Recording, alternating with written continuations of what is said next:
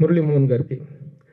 వాళ్ళ బాబాయిలు కానీ వాళ్ళ మేనమామలు కానీ వీళ్ళంతా చాలా బిజినెస్ వ్యాపార రంగంలో చాలా స్థిరపడిన తర్వాత వాళ్ళ యొక్క ఇదిని చూసి ఎప్పటికైనా నేను కూడా ఒక బిజినెస్ మ్యాన్ కావాలనేటువంటి ఇదిలోనే ఉండేవారు తప్ప ఆయన ఎప్పుడు చదువులో ఇంకొక చిన్న ఇన్సిడెంట్ కూడా చెప్పచ్చు, చదువు ఎందుకు అబ్బలేదు ఈయనకనేదానికి. ఒకసారి అంట మురళీమోహన్ గారు క్లాస్లో ఉండగా మరి హోంవర్క్ చేయలేదనో లేకపోతే ఎందుకో స్కూల్కి రాలేదనో మా మాస్టర్ ఏరా ఎందుకు రాలేదంటే బయట జలకాయ కొట్టాడు నెత్తి మీద. అంతే ఆ జల్లకాయ ఇలా కొట్టిన దెబ్బకి ముక్కులో చాలా రక్తం బుడబడవ కారిపోయింది. ఆ కారిపోతుంటే అలా వాళ్ళకి ఆ మాస్టర్ కంగారు పడిపోయి ఇంటికి పంపించేశారండి. వాళ్ళ అమ్మగారు ఆ ముక్కు మీద కారిపోతున్న రక్తాన్ని చూసి ఏం జరిగిందంటే కింద పడ్డాడేమో అనుకుంటే లేదు లేదు ఇట్లా సారు కొట్టారు అని చెప్పేటప్పటికి నా కొడుకుని ఇంత దెబ్బ కొడతామని చెప్పి ఆ మేడం తీసుకొని స్కూల్కి వచ్చేటప్పటికి ఆ మాస్టర్ వణికిపోతున్నాడు. అమ్మ నేను కావాలని కొట్టలేదమ్మా, ఇట్లా అంటే ఇంకెప్పుడు కొట్టనమ్మా, ఇంకెప్పుడు ఆ రోజు నుంచి మాస్టర్ని ఒక దెబ్బ వేయటం కానీ సార్ మురళీమోహన్ గారు నువ్వు ఎందుకు హోంవర్క్ చేయలేదురా, ఎందుకు స్కూల్కి రాలేదు అని అనటం కూడా లేదు.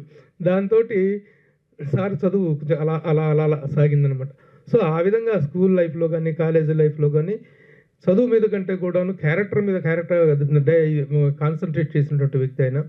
అలాగే బిజినెస్లోకి ఎంటర్ అయిన తర్వాత కూడా విజయవాడలో 1960s ఎర్లీస్లో బిజినెస్ స్టార్ట్ చేసినప్పుడు కూడాను బిజినెస్ అనేటువంటి దాన్ని బిజినెస్గా చూడాలి, ఎక్కడ కూడా మన వ్యక్తిగతమైనటువంటి అలవాట్లకు వ్యక్తిగతమైన బలహీనతలకు మన యొక్క బాధ్యతలను పక్కన పెట్టకూడదు అనేటువంటి ఒక క్రమశిక్షణ ఆ వయసు నుంచి అలవరుచుకున్నటువంటి వ్యక్తి అయినా. అదే డిసిప్లిన్ సినిమా ఇండస్ట్రీకి వచ్చిన తర్వాత కూడా ఆయన కంటిన్యూ చేయడం జరిగింది. సినిమా ఇండస్ట్రీ అనేటువంటిది రకరకాల వ్యామోహాలకి రకరకాల వ్యసనాలకి బానిసైనటువంటి అభిప్రాయం కొంతమందికి ఉంది. కానీ ఒక అక్కినేని నాగేశ్వరరావు గారిని, ఒక గ్రేట్ రామారావు గారిని, ఒక మురళీమోహన్ గారిని ఇలాంటి వ్యక్తులను చూస్తే సినిమా ఇండస్ట్రీ యొక్క గౌరవం, సినిమా ఇండస్ట్రీ పట్ల ఉన్నటువంటి అభిప్రాయం మారుతుంది ఎవరికైనా సరే. అలాంటి ఒక డిసిప్లైన్డ్ వే ఆఫ్ లైఫ్ని అలవరుచుకుంటూ 55 సంవత్సరాల సుదీర్ఘ సినీ ప్రస్థానాన్ని కొనసాగించారు. ఎన్నెన్నో సినిమాల్లో హీరోగా నటించడమే కాకుండా తర్వాత క్యారెక్టర్ యాక్టర్గా మారటం కూడాను ఒక అద్భుతమైన క్యారెక్టర్ యాక్టర్గా చేసి ఒక దేవతండ్రి తీర్పు తీస్తే ఫస్ట్ సినిమాకి ఆయనకి నంది అవార్డు రావటం అనేటువంటిది బెస్ట్ యాక్టర్గా. ఆ తర్వాత నిర్మాతగా 25 పైగా చిత్రాలు నిర్మించడం, ఏ రంగంలో కాలు మోపితే ఆ రంగంలో అత్యద్భుతమైనటువంటి విజయాలు సాధిస్తే ఇవన్నీ ఒక ఎత్తు అయితే విద్యాదాతగా ఆయన చేసినటువంటి వితరణ అనేటువంటిది ఎవ్వరు ఎవ్వరు ఎవ్వరు అందుకోలేనటువంటి ఒక శిఖరాగ్రమైనటువంటి విజయం అది. 1000 మంది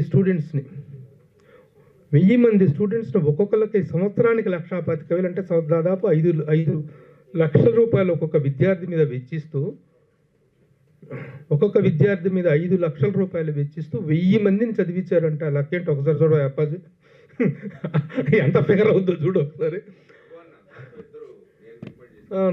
నేనేగా తీసుకెళ్ళాను, నేను తీసుకొచ్చేది. అది ఇంకోటి ఏంటంటే ఏది కులాలు మతాలు ఇవి కాదు, ఏం చేసినా ఆయన ప్రతి పనిలో కూడా ఒక నిబద్ధత ఉంటుంది, ఒక క్రమశిక్షణ ఉంటుంది, ఒక మున్సూపు ఉంటుంది. ఇంటర్మీడియట్లో 85% మార్కులు రావాలి, డిగ్రీలో ఎంసెట్స్లో కానీ సెట్స్లో 5,000 లోపు ర్యాంక్ రావాలి, 5,000 లోపు ర్యాంక్. ఈ ర్యాంక్ రేపు వచ్చిన వాళ్ళు ఇంటర్మీడియట్లో వచ్చిన వాళ్ళకి మాత్రం ఆయన చదివించారు. అది ఏ కులానికి సంబంధించిన వాడు, ఏ మతానికి సంబంధించిన వాడు, ఏ ప్రాంతానికి సంబంధించిన వాడు అనేటువంటి క్రైటీరియా కాదు, ఓన్లీ ప్రతిభకై పట్టాభిషేకం కొడుతూ ఆయన చేసినటువంటి ఆ విద్యా వితరణ అనేటువంటిది ఈ రోజున కొన్ని వేల కుటుంబాల్లో 1000 మంది కుటుంబాలలో ఒక వెలుగులు నింపినటువంటిది. ఈ మధ్య నాకు ఒక చాలా ఆశ్చర్యకరమైన విషయం జరిగింది. మురళీమోహన్ గారిని కలవటం కోసం నేను రెగ్యులర్గా సార్ ఇంటికి ఆఫీస్కి వెళ్తూ ఉంటాను, కలుస్తుంటాను. ఒక లేడీను ఒక భార్య భర్తలు ఇద్దరు వచ్చారు. ఆవిడ వచ్చేసి కాళ్ళకు నమస్కరించి థ్యాంక్ యూ సార్, మీరు మా ఇంట్లో శుభకార్యం ఉంది, మీరు తప్పకుండా రావాలని ఆశీస్సులు అందుకున్నారు. అందుకున్న తర్వాత నేను అడిగిన ఎవరు సార్ అని చెప్పి అప్పుడు చెప్పారు. అని చెప్పలేదు, సార్ చెప్పలా, నేను చెప్తానండి అని ఆవిడ చెప్పింది. ఆవిడ సారు సహాయంతో చదువుకొని ఉన్నత చదువులు చదివి ఈ రోజున బాంబేలో రిజర్వ్ బ్యాంక్ ఆఫ్ ఇండియా మేనేజర్గా పనిచేస్తుంది ఆవిడ. అలాంటి వాళ్ళు ఎంతోమంది 1000 కుటుంబాల వాళ్ళు 1000 మంది ఉన్నారు. ఆ విధంగా అలాగే ఎంతోమంది జీవితాల్లో వెలుగులు నింపినటువంటి విద్యాదాత ఆయన. ఎన్ని సత్కార్యాలు చేసినా ఏమి చేసినా సరే విద్యాదానాన్ని మించినటువంటి గొప్పదానం లేదంటారు. అలాంటి విద్యాదానం యొక్క విలువను తెలిసి ఆయన ఆ కార్యక్రమాన్ని కొనసాగించారు. మళ్ళీ త్వరలోనే అంటే మధ్యలో దీనికి ఒక బ్రేక్ పడింది. ఈ విద్యా వితరణకు ఆ సేవా కార్యక్రమానికి ఒక బ్రేక్ ఎందుకు పడిందంటే చెప్పేస్తున్నాను సార్. నేను నిజాలే చెప్పాలి అంటే ఆయన చెప్పుకోలేనిది కాబట్టి నేను చెప్తున్నా. ఎందుకు పడిందంటే ఆ బ్రేకు రాజకీయాల్లోకి వెళ్ళాల్సి వచ్చింది.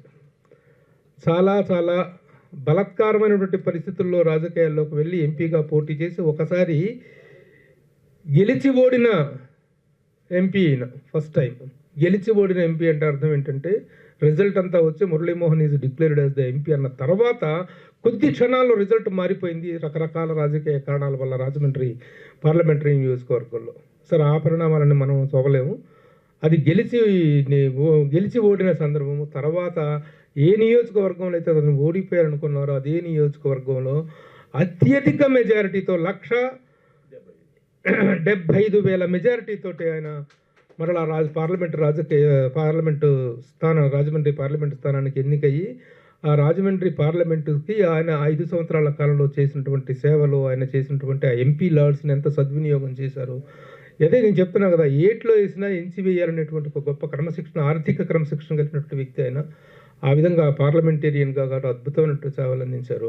ఆ కారణంగా ఆ రాజకీయాలలో ఎవరైనా అక్కడికి వెళ్ళి బాగా చక్కగా బ్యాంక్ బ్యాలెన్స్లు చక్కగా చూసుకుంటారు, బాగా సంపాదించుకుంటారు, గల్లాలు నింపుకుంటారు. కానీ రాజకీయాల్లోకి వెళ్ళి చక్కగా 100 కోట్ల రూపాయలు సమర్పించి వచ్చినటువంటి వ్యక్తి మురళీమోహన్ గారు. ఆ సంగతి ప్రతి ఒక్కరికి తెలుసు, ఆయన తెలిసిన వారు తెలుసు, ఆయనకి తెలిసిన వారు అందరికీ కూడా తెలుసు.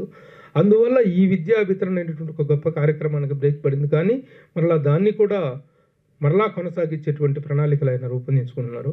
ఆయన సంతానం కూడా ఎంత గొప్ప పిల్లలంటే ఆయనకి ఒక కూతురు, ఒక కుమార్తె, కోడలు, వీళ్ళందరూ. ఆ కుటుంబంలో మేము వెళ్ళాకున్నాం, మేము సంపాదించుకుంటాం, మా బతుకు మేము మా ఇది మీద మేము నిలబడతాం, మీరేం చేయదలుచుకున్నారో, ఏ రూపాయిని ఎలా ఖర్చు చేయదలుచుకున్నారో, ఎలా సద్వినియోగం చేయదలుచుకున్నారో చేయండి అని చెప్పినటువంటి గొప్ప సంతానం వాళ్ళు. అలాంటి ఒక వండర్ఫుల్ ఫ్యామిలీ. నిన్ననే ఒక కార్యక్రమం జరిగింది. ఆ కార్యక్రమం ఒక ఆత్మీయ మిత్రులు ఈయనకి పద్మశ్రీ వచ్చిన సందర్భంగా ఏర్పాటు చేశారు. ఆ కార్యక్రమంలోకి నేను వెళ్ళాను, not as a journalist, as a personal friend మీతో ఫ్రెండ్ అని అనలేం, కానీ ఆయనకు ఆత్మీయమైన వ్యక్తిగా ఆ కార్యక్రమానికి వెళ్ళడం జరిగింది. ఆ కార్యక్రమానికి వచ్చినటువంటి అతిథులందరిలో కూడా ఒక్కొక్కరు 1,000 కోట్ల రూపాయల అధిపతులు తప్ప సాధారణమైనటువంటి వ్యక్తులు ఎవరు రాలేదు ఆ కార్యక్రమానికి. వాళ్ళందరూ ఈయనకు చేసిన ఘన సన్మానం, వీరికొన్ను పద్మభూషణ్ వరించినటువంటి నూరి దత్తాత్రేయ గారికి, ఇద్దరికి కలిపి ఆ రోజున చేసిన సన్మానం అద్భుతం అనమాట. వాళ్ళ ఆత్మీయ అది అఫిషియల్గా బయటకు వచ్చేటువంటిది కాదు. అంత గొప్పగా వాళ్ళు చూపించినటువంటి ఆదరణ, ఆయన పట్ల చూపించినటువంటి అభిమానం, the king of real estate, the megastar of real estate అని ఆ రియల్ ఎస్టేట్ రంగం వాళ్ళందరూ కలిసి చేసినటువంటి కార్యక్రమం అది. దొడ్డా రవి గారిని ఆయన ఆ కార్యక్రమాన్ని నిర్వహించారు.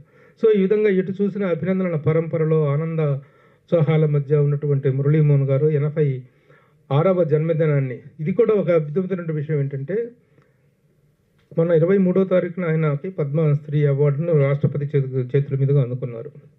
24వ తారీఖున జన్మదిన వేడుకలు ఢిల్లీ నుంచి తిరిగి రావటం. 25వ తారీఖున మురళీమోహన్ గారు కలుద్దాం, అభినందిద్దాం, బొకే ఇద్దాం అంటే ఎక్కడున్నారు ఎత్తుక్కుంటే రమడా హోటల్లో షూటింగ్లో ఉన్నారు ఆయన. 86 ఏళ్ల వయసులో బర్త్డే అయిపోయిన మరుసటి రోజునే షూటింగ్లో పాల్గొనేంతగా హ్యాపీగా ఆయన నిరంతరం అలా పనిచేస్తూ ఉండాలి. నిరంతరం ఆయన యొక్క ఆరోగ్య పరిరక్షణలో ఆయన్ని మించిన వాళ్ళు లేరు. ఒకసారి నేను ఆయన ఒక ఇంటర్వ్యూ చేస్తే ఆ ఇంటర్వ్యూలో ఒక గొప్ప మాట బయటకు వచ్చింది. మన నోట్లోకి వెళ్ళే ఆహారం మన ఆరోగ్యాన్ని నిర్దేశిస్తే మన నోట్లోంచి బయటకు వచ్చే మాట మన క్యారెక్టర్ను డిసైడ్ చేస్తుంది అన్నారు. What a word is that, what a sentence is that, ప్రతి ఒక్కళ్ళు పాటించాల్సినటువంటిది. ఆ విధంగా ఏ కోణంలో చూసుకున్న ఒక అద్భుతమైనటువంటి ఆదర్శవంతమైనటువంటి జీవితాన్ని గడుపుతున్న మురళీమోహన్ గారికి మన ఫిలిం క్రిటిక్స్ అసోసియేషన్ ఈ విధంగా వారిని సత్కరిస్తూ, ఇది ఘన సన్మానం కాదు, ఇది ఆత్మీయ సత్కారం. ఘన సన్మానాలు అంటే ఏనుగు అంబారీలు, ఊరేగింపులు, వేలాది జనం కాదు. మీడియా అనేటువంటిది మనకి ఇండస్ట్రీకి మధ్య మనం ఒక వారధిలాగా ఉండేటువంటి వ్యక్తుల ప్రేక్షకులకి మధ్య, అలాంటి మనం పట్ల గౌరవంతో ఆయన ఈ కార్యక్రమాన్ని ఏర్పాటు చేశారు. అలాగే మురళీమోహన్ గారు ఈ సందర్భంగా మీకు ఒక సమనీయంగా సగర్వంగా ఒక విషయం చెప్తాను. ఇండియాలో ఇన్ని భాషలు, ఇన్ని సినిమా ఇండస్ట్రీలు, ఇన్ని రకాలైనటువంటి ఉన్నాయి, టాలీవుడ్ అని, బాలీవుడ్ అని, కోలీవుడ్, హాలీవుడ్ ఈ రకరకాల ఈ వుడ్లు చాలా ఉన్నాయి. కానీ అన్ని వుడ్డుల్లో కల్లా టాలీవుడ్ ఈజ్ గ్రేట్ అని మేము ఎలా చెప్పుకోగలం అంటే, we never write anything about your personal lifes. మీ వ్యక్తిగత జీవితాలు తొంగి చూసేటువంటి ఒక కుసంస్కారాన్ని మేము ఏ రోజున అలవర్చుకోలేదు. ఏ రోజున వ్యక్తిగతమైనటువంటి విషయాల పట్ల మేము కాన్సన్ట్రేట్ చేయలేదు. నటులుగా మురళీమోహన్ గారికి ఏదైనా పాత్ర సరిగా చేయలేదనుకో, నటించలేదనుకో, సినిమా బాగా తీయలేదనుకో, నిర్మోహటంగా రాసి పడేస్తాం, అందులో డౌటే లేదు. అంతే తప్ప వ్యక్తిగత విషయాలను వాటిని చేయటం కానీ అంటే మనం ఇప్పుడు అలాంటి అనారోగ్యకర ధోరణులకు మన ఫిలిం మీడియా అనేటువంటిది ఎప్పుడూ పాల్పడలేదు. ఈ మధ్య ఏదో సోషల్ మీడియా వచ్చిన తర్వాత కొన్ని అతిక్రమణలు జరుగుతున్నాయి, అది వేరే విషయం. కానీ but from the beginning our self ఇండస్ట్రీకి మనకి మధ్య ఒక ప్రేక్షకులకు మధ్య ఒక వారధిగా ఉండేటువంటి బాధ్యతను మాత్రం మనందరం సక్రమంగా నిర్వహిస్తున్నామని మాత్రం సగర్వంగా చెప్పగలను సార్.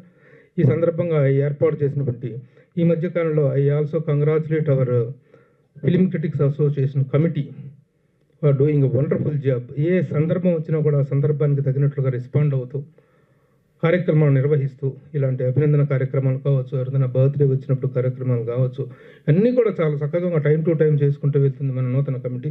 అలాగే ఎంతో కాలంగా స్తబ్దంగా ఉన్నటువంటి అసోసియేషన్లో చైతన్యాన్ని తీసుకురావటమే కాకుండా రిజిస్ట్రేషన్ అనేటువంటిది కూడా చాలా రిజిస్ట్రేషన్ రెన్యూవల్ అనేది కూడా చాలా ఇంపార్టెంట్. ఆ కార్యక్రమాన్ని ఇన్ని సంవత్సరాలుగా పెండింగ్ పడిన 40 సంవత్సరాల పైగా పెండింగ్లో ఉన్నటువంటి ఒక అంశాన్ని ఈ రోజున టేకప్ చేసి ఆ చేసిన దాన్ని ప్రతి ఒక్కళ్ళు కూడా పాల్గొని దాన్ని కూడా మనం అందరం జయప్రదం చేస్తున్నారు. అది నిజంగా అది మామూలు విషయం కాదు. గవర్నమెంట్ ఆఫీసుల చుట్టూ తిరుగుతూ పనులు చేయటం అనేటువంటిది మామూలు విషయం కాదు. ఆ కార్యక్రమాన్ని చాలా సమర్థవంతంగా నిర్వహిస్తున్నటువంటి అధ్యక్షుడు Battula Prasad, I congratulate you. Battula Prasad and Suresh Kondeti, అలాగే భరద్వాజ ట్రెజరరు, మిగతా కార్యవర్గ సభ్యులు అందరూ కూడా ఈ కార్యక్రమాన్ని ఈ విధంగా జయప్రదం చేయడం అనేటువంటిది చాలా అభినందనీయమైనటువంటి విషయం. ఈ కార్యక్రమంలో ముందుగా మనకు అనుమతి ఇచ్చినటువంటి మురళీమోహన్ గారికి మరొకసారి అభినందనలు తెలియజేస్తూ నా రిక్వెస్ట్ బత్తుల ప్రసాద్ అధ్యక్షుడిని మాట్లాడవలసిందిగా కోరుతున్నాను. అందరికీ నమస్కారం. ప్రవర్ణ మాట్లాడిన తర్వాత ఏమి వికీపీడియా మాట్లాడేశాడు, మనం మాట్లాడడానికి ఏం లేదు. అయితే ఒక విషయాన్ని వదిలేశారు, మురళీమోహన్ గారి అసలు పేరు రాజాబాబు. ఆ విషయం దాన్ని ఒకటే వదిలేశాడు కాబట్టి చాలా ఆనందిస్తూ ఒక మహోన్నత వ్యక్తికి ఇలా సన్మానం మిడ్ల ప్రెస్ పెట్టే అవకాశం మాకు కలిగినందుకు చాలా ఆనందంగా గర్వంగా ఉంది. ఇంతకంటే ఎక్కువ మాట్లాడను. సురేష్, నేను మర్చిపోయారన్నావు, నువ్వు పేరు గుర్తు చేశారన్నావు. ఆయన అసలు పేరు రాజాబాబు కూడా కాదు, రాజా రామ్మోహన్ రాయ్. వీళ్ళ నాన్నగారు గొప్ప స్వాతంత్ర సమరయోధులు, స్వాతంత్ర పోరాటంలో పాల్గొని జైలుకి వెళ్ళారు. ఆయనకి తామ్ర నంది కూడా బహుకరించబడినటువంటి స్వాతంత్ర సమరయోధుడు ఆయన. తామ్ర నందితో పాటు 5 ఎకరాల స్థలం ఆ రోజున ప్రభుత్వం వారిస్తే 5 ఎకరాలని తృణప్రాయంగా పరిత్యజించి కేవలం ఆ తామ్ర పత్రాన్ని మాత్రం గౌరవార్థంగా స్వీకరించినటువంటి నిజమైన స్వాతంత్ర సమరయోధులు వాళ్ళ నాన్నగారు. వారి పేరు మాధవరావు గారు, మాగంటి మాధవరావు గారు. అది అసలు రాజా రామ్మోహన్ రాయ్. తమ్ముడు పేరు కూడా ఇది ఎందుకు పెట్టారంటే దేశభక్తితో ఆ రోజున స్వాతంత్ర సమరయోధుల స్ఫూర్తితో పెట్టినటువంటి పేరు. తమ్ముడి పేరు వేణుగోపాల తిలక్, బాలగంగాధర్ గారి తిలక్తో ఆయన ఇన్స్పిరేషను, ఆయన మోహన్ దీంతో ఆయన ఇన్స్పిరేషన్తో ఈయన పేరు పెట్టడం జరిగింది.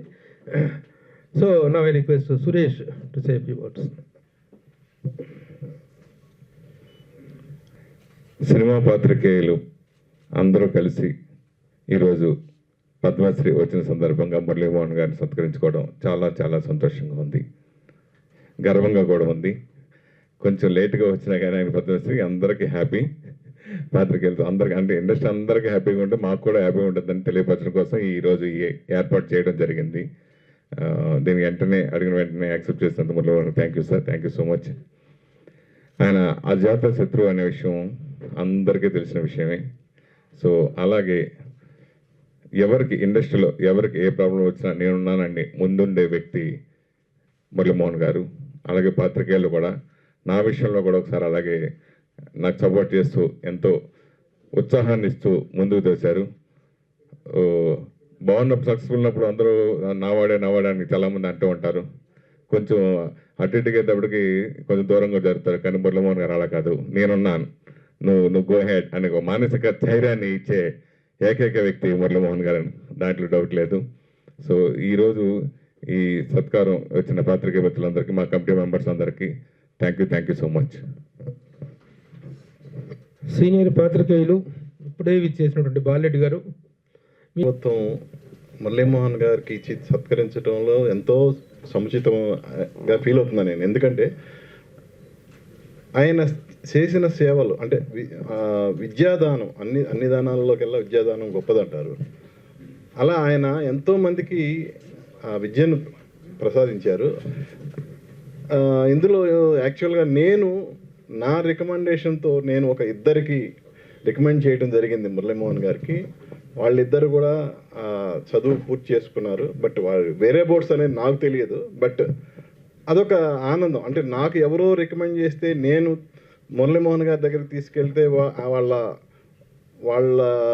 వాళ్ళల్లో ఉన్న చదువు ఎంత ఇంపార్టెంటు, ఆ చదువు వల్ల వాళ్ళకి ఎంత ఉపయోగం జరుగుతుంది అనేది ఆయన గ్రహించి వాళ్ళ మెరిట్ చూసి ఆయన వాళ్ళకి ఆ విద్య అనేది ఆయన ఒప్పుకొని వాళ్ళని చదివించడం జరిగింది.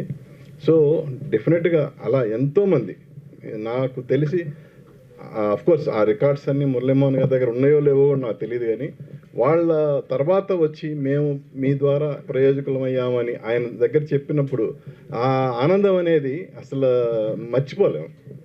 సో అది నిజంగా గ్రేట్. సో ఈ సందర్భంగా మురళీమోహన్ గారికి అభినందనలు తెలియజేస్తూ thank you very much. Appaji. నమస్కారం. 6.5 దశాబ్దాల సుదీర్ఘమైనటువంటి ఘన చరిత్ర కలిగిన ఫిలిం క్రిటిక్స్ అసోసియేషన్ మెంబర్ అయినందుకు నేను ఎప్పుడూ గర్వపడుతుంటాను. అలాగే గత 2 పర్యాయాలుగా ఈ కార్యవర్గంలో ఉండడం కూడా ఒక అదృష్టంగా భావిస్తున్నాను. మురళీమోహన్ గారికి భారతదేశపు అత్యున్నత 4వ పురస్కారం పద్మశ్రీ వచ్చిన సందర్భంగా ఏర్పాటు చేసినటువంటి ఈ కార్యక్రమంలో ఆయన తన జీవితాన్ని, తన కెరీర్ని సింహావలోకనం చేసుకొని తన హృదయాన్ని ఆవిష్కరించుకునే ఈ కార్యక్రమంలో పాల్పంచుకోవడం చాలా అదృష్టంగా కూడా నేను భావిస్తున్నాను.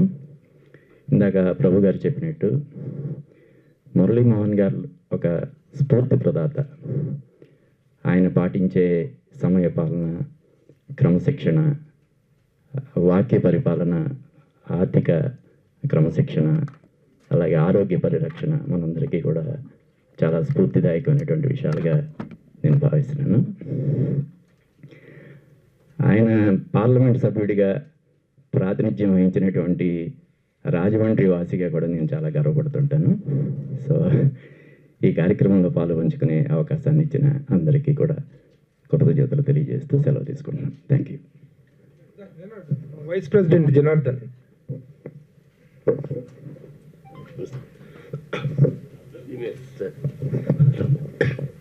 ముందుగా మన ఫిలిం క్రిటిక్స్ అసోసియేషన్ ఏర్పాటు చేసిన మురళీమోహన్ గారికి నమస్కారం.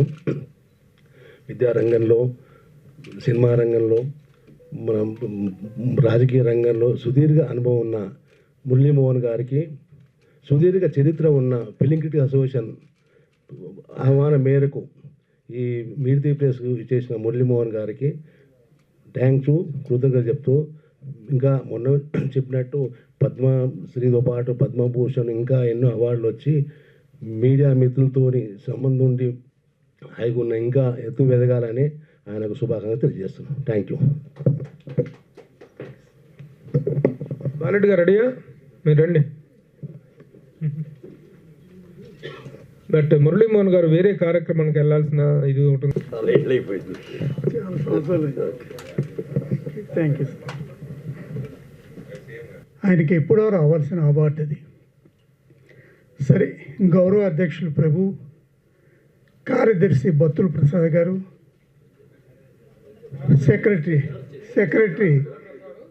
సెక్రటరీ సురేష్ కొండేటి గారు, అధ్యక్షులు బత్తుల ప్రసాద్ గారు, వీళ్ళందరూ చాలా విషయాలు చెప్పుంటారు. నేను ఒక కొత్త కోణం నుంచి మురళీమోహన్ గారిని చూసి ఆ విషయం ఒక్కటి చెప్పి విరమిస్తాను. మురళీమోహన్ గారు అజాత్ శత్రువు అని చాలామంది మన జర్నలిస్టులు రాశారు, నేను కూడా రాశాను చాలాసార్లు. నాకున్న ఎక్స్పీరియన్స్లో అంటే 86 నుంచి నేను ఈ ఫిల్మ్ ఇండస్ట్రీలో ఉన్నాను కాబట్టి జర్నలిస్ట్గా, ఆయన నిజంగా అక్షరాల అజాత శత్రువు ఆయన. ఈ మాట ఎందుకు చెప్తున్నా అంటే ఆయన మీద నేను ఎప్పుడు కూడా ఎక్కడైనా విమర్శ రాద్దామని చూసినా కూడా విమర్శకు చెక్కకుండా ఎక్కడ కూడా నాన్ కాంట్రవర్షియల్గా ఉండేవారు ఆయన ఇండస్ట్రీలో.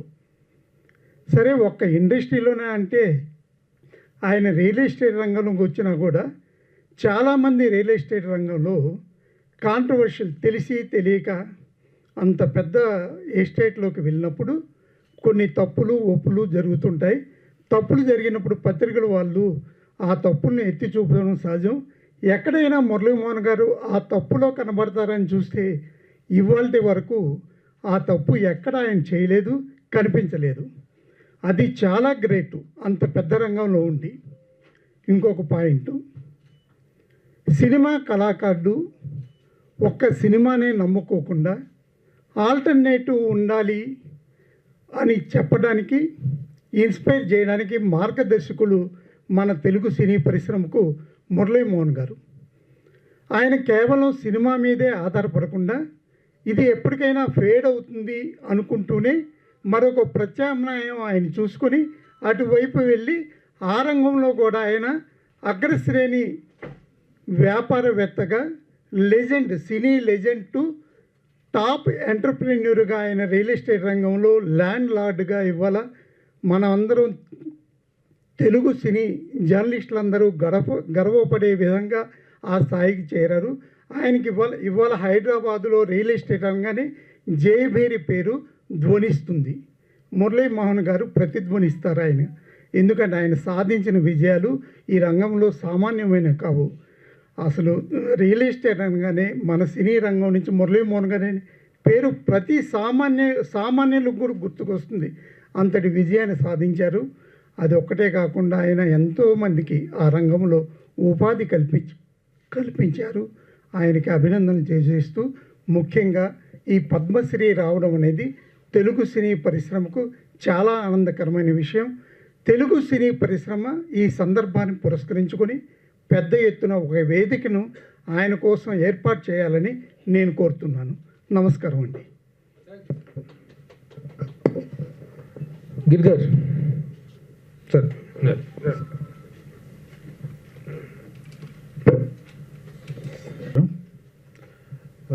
మురళీమోహన్ గారితో నా అనుబంధం నిజంగా ఒక ప్రత్యేకమైంది. ఎందుకంటే ఆయన ఫస్ట్ నేను కలిసింది మా ఊర్లో రంపచోడవరంలో. నేను ఈనాడు రిపోర్టర్గా ఉండేటప్పుడు మా ఊర్లో నమ్మిన బంటు షూటింగ్ జరుగుతుంది.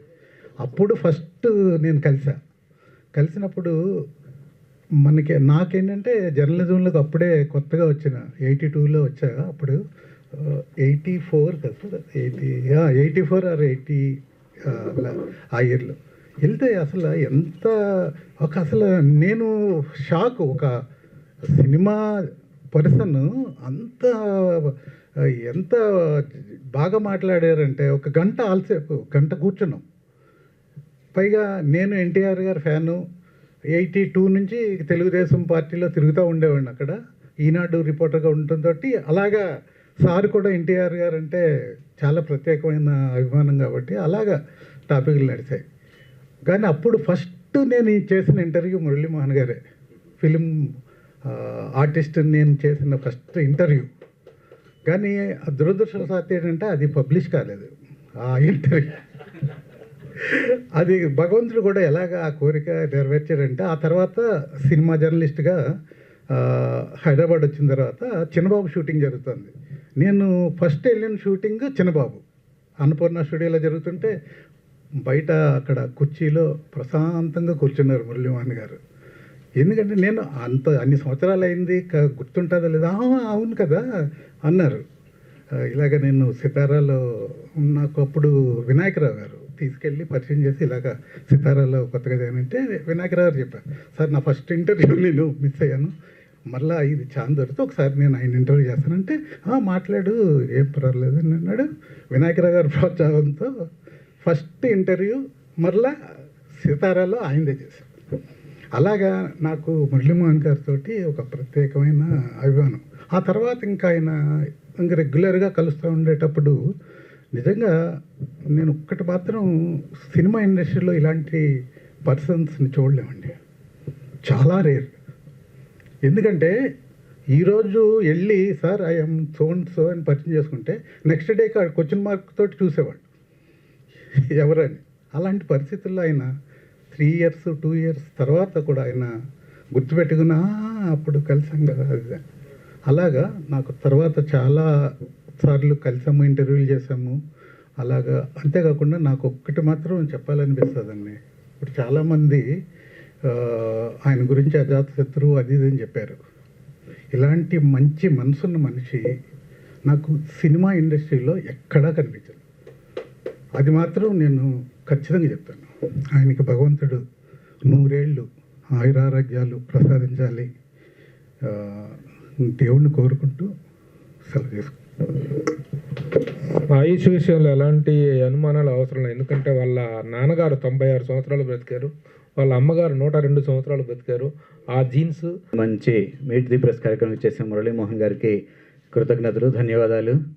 నేను ఫిల్మ్ జర్నలిస్ట్గా ప్రింట్ మీడియాలో వర్క్ చేసేప్పుడు మురళీమోహన్ గారి గురించి రాసే సందర్భం వచ్చినప్పుడు నేను ఎప్పుడు మాగంటి మురళీమోహన్ అని రాయలేదు. మనకి ప్రిఫిక్స్లు ఉంటాయి కదా, ప్రతి ఫలానా స్టార్. చిరంజీవి గారి గురించి మనం రాసేటప్పుడు మెగాస్టార్ అని రాస్తాం, కృష్ణ గారి గురించి రాసేటప్పుడు సూపర్ స్టార్ అని రాస్తాం. కానీ మురళీమోహన్ గారి గురించి రాసేటప్పుడు నేను ఎప్పుడు రాసినా మా మంచి మురళీమోహన్ అని రాసేవాడిని. ఎప్పుడు కూడా ఆ మంచితనం అది మనల్ని అలాగే ఇన్స్పైర్ చేస్తుంది. మనం ఏదో కావాలని మనం ప్రయత్నం చేస్తే అది వచ్చేది కాదు. వారి తాలూకు సహృదయత, వారి మంచితనమే మా మంచి మురళీమోహన్ మాట్లాడుతూ ఇలా అన్నారు అని అలా రాస్తూ ఉండేవాడిని. అదొక అలవాటుగా ఉండేది. అట్లాగే నేను హోమియో టుడే మ్యాగజైన్ స్టార్ట్ చేసినప్పుడు ఆయన నాకు ఒక అద్భుతమైన సక్సెస్ కేసులు చెప్పడం జరిగింది. అందులో కూడా అవి నేను రెగ్యులర్గా ఒక 3-4 ఇష్యూస్ రెగ్యులర్గా ప్రచురించాను. వారి కాల్కేరియర్ స్పర్ అనే ఒక సమస్య గురించి వారు ఎక్స్ప్లెయిన్ చేసి అల్లు రామలింగి గారు వారికి ఎలాంటి మెడిసిన్ ఇచ్చారు, ఎలా తగ్గింది అనేది కూడా ఆయన వివరంగా చెప్పడం, నేను అది రెగ్యులర్గా రాయడం జరిగింది. అట్లాగే వారు రాజమండ్రి పార్లమెంట్ సభ్యుడిగా ఎన్నికైనప్పుడు వాలంటరీగా నేను ఒక హోమియోటిడ్లో శుభాకాంక్షల యాడ్, వారి విజయాన్ని ఆస్వాదిస్తూ విజయాన్ని ఇంకా ఎంజాయ్ చేస్తూ ఒక శుభాకాంక్షల యాడ్ వేయడం కూడా జరిగింది. వారితో ఉన్నటువంటి అనుబంధం ఇలాగే చెప్తూ పోతే తరగదు, ఎంత చెప్పినా మనకు తనివి తీరదు. సమయాభావం ఉంది కాబట్టి ప్రభు గారు మరి అందరికీ ధన్యవాదాలు. మురళీమోహన్ గారు ఇంకా మరెన్నో ఉన్నతమైన అవార్డులు అందుకోవాలి. పద్మశ్రీ వచ్చింది ఇప్పుడు, తర్వాత పద్మభూషణ్, పద్మవిభూషణ్ ఇవన్నీ మనం చూస్తాము. మనం మళ్ళీ ఆ వేడుకలు కూడా మనం చేసుకుంటాము. అందరికీ ధన్యవాదాలు. Thank you very much. Anybody else please. ఒకటేంటంటే ఇంత గొప్ప జీవితం, ఇంత గొప్ప ప్రస్థానాన్ని గురించినటువంటి వివరాలు, విశేషాలన్నీ కూడా ఒక పుస్తక రూపంలో నిక్షిప్తమైతే అవి భావితరాలకు ఎంతో ఉపయుక్తంగా ఉంటాయి, ఆదర్శప్రాయంగా ఉంటాయి అనేటువంటిది మనందరికీ తెలిసినట్టు విషయమే. కానీ అది ఎవరు చేస్తారు? ఆయన జీవిత చరిత్రను అక్షరబద్ధం చేసేటువంటి అవకాశం, అదృష్టం ఎవరికి వస్తుంది అంటే అది నన్నే వరించింది. నేనే మురళీమోహన్ గారి జీవితానికి అక్షర రూపం ఇస్తున్నాను. ఈ కార్యక్రమానికి మొన్న శివరాత్రి రోజున కూర్గులో ఎక్కడైతే మురళీమోహన్ గారి చలనచిత్ర జీవితం ప్రారంభమై ఫస్ట్ ఆయన మీద కెమెరా ఆన్ అయిందో అదే కూర్గులో అట్లూరి పూర్ణచంద్రరావు గారి సమక్షంలో ఆ కార్యక్రమానికి శ్రీకారం జరిగింది. అతి త్వరలో నేను ఆ పుస్తకాన్ని ఫినిష్ చేస్తానని చెప్పేసి మీకు మాట ఇస్తున్నాను. By the end of this year. ఇప్పుడు మనం జూన్లో ఉన్నాము, జూన్ ఎండింగ్లో ఉన్నాం. ఈ ఎండింగ్ కల్లా ఆ పుస్తకాన్ని అందజేయగలనని చెప్పేసి తెలియజేస్తూ ఇంకొక గొప్ప విషయం ఒకటి చెప్తాను, చిన్న ముచ్చట ఒకటి చెప్తాను. ఇప్పుడు మామూలుగా ఫారిన్ కంట్రీస్లో ఈ సాంస్కృతిక సంస్థల వాళ్ళు, రకరకాల సాంస్కృతిక సంస్థల వాళ్ళు ఇక్కడ నుంచి సినిమా యాక్టర్లను తీసుకెళ్ళిపోయి అక్కడ సన్మానాలు చేయటం, ఉగాది వేడుకలు, ఉగాది పండుగలు, లేకపోతే పురస్కారాలు, అవార్డులు అవి చేస్తుంటారు కదా. అలా తీసుకెళ్ళినటువంటి ఒక సంస్థ ఒకటి దుబాయ్లో ఒకటి ఉంది, అబుదాబీలో. ఆ కుర్రోడు నాకు చాలా తెలిసిన కుర్రోడు, 12. మీరు రోజు ఇలా తీసుకొచ్చి ప్రతి సంవత్సరం తీసుకొచ్చి ఈ విధంగా కార్యక్రమం నిర్వహిస్తుంటారు కదా, మీకు మోస్ట్ కంఫర్టబుల్గా ఫీల్ అయిన వ్యక్తి ఎవరు అంటే, ఎందుకంటే వీళ్ళని తీసుకెళ్ళి హోటల్స్లో పెడితే రకరకాల విన్యాసాలు చేస్తుంటారు, రకరకాల గొంతెమ్మ కోరికలు కోరుతుంటారు, వాళ్ళని పీల్చి పిప్పి చేస్తుంటారు. అలా అలా మిమ్మల్ని ఇబ్బంది పెట్టిన వాళ్ళు ఎవరు, మిమ్మల్ని మోస్ట్ కంఫర్టబుల్ జోన్లో పెట్టిన వ్యక్తి ఎవరు అని అంటే, వ్యక్తులు ఎవరు అంటే, the one and only name I heard is Muralimohan గారు. అతను చెప్పిన మాట, మురళీమోహన్ గారు అన్న దేవుడు అన్న ఆయన మేము తీసుకొచ్చి స్టార్ హోటల్స్లో పెడతాం, ఆయన రేంజ్కి ఆయన మేము గౌరవంగా ట్రీట్ చేస్తాం, కానీ ఆయన వీళ్ళకి అనవసరంగా రూపాయి ఖర్చు పెట్టించకూడదు, వీళ్ళతో బయటికి వెళ్తూ రూమ్కి వెళ్తూ డిపార్ట్మెంటల్ స్టోర్ దగ్గర ఆగి వాటర్ బాటిల్ కూడా ఆయన కొనుక్కెళ్తారని ఆయన డబ్బులతోటి. స్టార్ హోటల్లో వాటర్ బాటిల్ అంటే 400-500 ఛార్జ్ చేస్తారు ఫారిన్ కంట్రీస్లో. అలాంటిది అది ఆ ఖర్చు మాకు ఎందుకంటే డిపార్ట్మెంటల్ స్టోర్లో వాటర్ బాటిల్స్ తీసుకెళ్ళేటువంటి గొప్ప వ్యక్తి అన్న. మేమేం పెడితే తింటారు, ఎలాంటి కంఫర్ట్ ఇస్తే అదిలో ఉంటారు. అలాంటి వ్యక్తులు ఎన్నిసార్లు వచ్చినా పూజించుకొని మేము గౌరవించుకుంటామని చెప్పాడు. ఇక వరస్ట్ ఎవరని కూడా అడిగాను. ఒక ప్రముఖుడి పేరు చెప్పారు, ఎందుకులే కానీ అమ్మ నన్ను ఇరికిద్దామని జరగదు. సో ఇంత చక్కని వ్యక్తిత్వం, మంచితనం కలిగినటువంటి మురళీమోహన్ గారిని మన ఫిలిం క్రిటిక్స్ అసోసియేషన్ ఈ విధంగా సన్మానించుకోవటం అవి చాలా వెరీ ఔచిత్యానికి మారాకు తొడిగినటువంటి సందర్భంగా నేను భావిస్తున్నాను. ఇప్పుడు ఈ కార్యక్రమంలో తదుపరి అంశం ఏంటంటే, మురళీమోహన్ గారు వారి స్పందన తెలియజేస్తారు. స్పందన తెలియజేసిన తర్వాత ఒక చిన్న ప్రశ్నోత్తర కార్యక్రమం ఉంటుంది సార్. మీట్ ద ప్రెస్ అంటే అదే. ఆ ప్రశ్నోత్తర కార్యక్రమాలు త్వరలో ఒక హాఫ్ అన్ అవర్లో ముగించుకొని మేము ఇప్పుడు మురళీమోహన్ గారి స్పందన. గతంలో ఎన్నో సందర్భాల్లో ప్రెస్ మీట్లు పెట్టాం, ఆహ్వానించాం మిమ్మల్ని అందరినీ. మీరందరూ వచ్చేవారు, మా వార్తలను చక్కగా రాసేవారు, మంచి పబ్లిసిటీ ఇచ్చేవారు. ఇది మొట్టమొదటిసారి నా జీవితంలో ఫిలిం క్రిటిక్సే పిలిచి నన్ను ఇంత కార్యక్రమాన్ని మీరు చేస్తున్నారంటే I'm feeling proud of you sir. ఎందుకంటే మొదటి నుంచి కూడా ఫిల్మ్ ఇండస్ట్రీకి ఫిల్మ్ క్రిటిక్స్కి చాలా అనుబంధాలు ఉంటాయి, కొంత అనుబంధాలు ఉంటాయి. చాలా లాంగ్వేజ్లో చూస్తే, ఒక తమిళ్లో కానీ, ఒక కన్నడంలో కానీ, హిందీలో కానీ, ఇంకా మరే భాషలో కానీ చూస్తే మొత్తం అన్నిట్లు కూడా చాలా ఎల్లో జర్నలిజం అనేది ఎక్కువగా ఉంటుంది అక్కడ. కానీ మన తెలుగు ఇండస్ట్రీలో నేను గర్వంగా చెప్తానండి, ఇప్పుడు కూడా ఎల్లో జర్నలిజం అనేది లేనిది ఏదైనా ఉంది అంటే మన తెలుగు ఇండస్ట్రీలోనే. తర్వాత పాత్రికేయ మిత్రులు, నిర్మాతలు కానీ, నటీనటులు కానీ, సాంకేతికులు కానీ అందరూ కూడా ఒక ఫ్రెండ్స్ లాగా ఉంటారు తప్ప నిన్నది పెద్ద హీరోని అని చెప్పి పోజులు పెట్టడం ఎవరు ఉండరు. అందరూ కూడా యాక్టివ్గా ఉంటారు, అందరూ సరదాగా ఉంటారు. ఎవరైనా ఏదన్నా సలహా చెప్తే ఆ సలహా కూడా తీసుకుంటారు. చిరంజీవి గారు ఒకసారి అన్నారు ఒక మాట, చెడు ఉంటే మంచిని మైక్లో చెప్పండి, చెడుని చెవులో చెప్పండి అని. అట్లా ఒకవేళ ఏదన్నా మేము చేసిన వాటిలో ఏదైనా పొరపాట్లు కానీ, తప్పులు కానీ ఉన్నాయని ఫీల్ అయిన రోజున మీరు వచ్చి రహస్యంగా మాకు చెప్పారు తప్ప ఏ రోజున ఎవరి గురించి కూడా బ్యాడ్గా పేపర్లో రాయలే. అందుకని ముఖ్యంగా మీ అందరికీ కూడా నేను గర్వంగా చెప్పుకుంటూ, ఈ కార్యక్రమానికి నాకు చాలా ఆనందంగా ఉంది.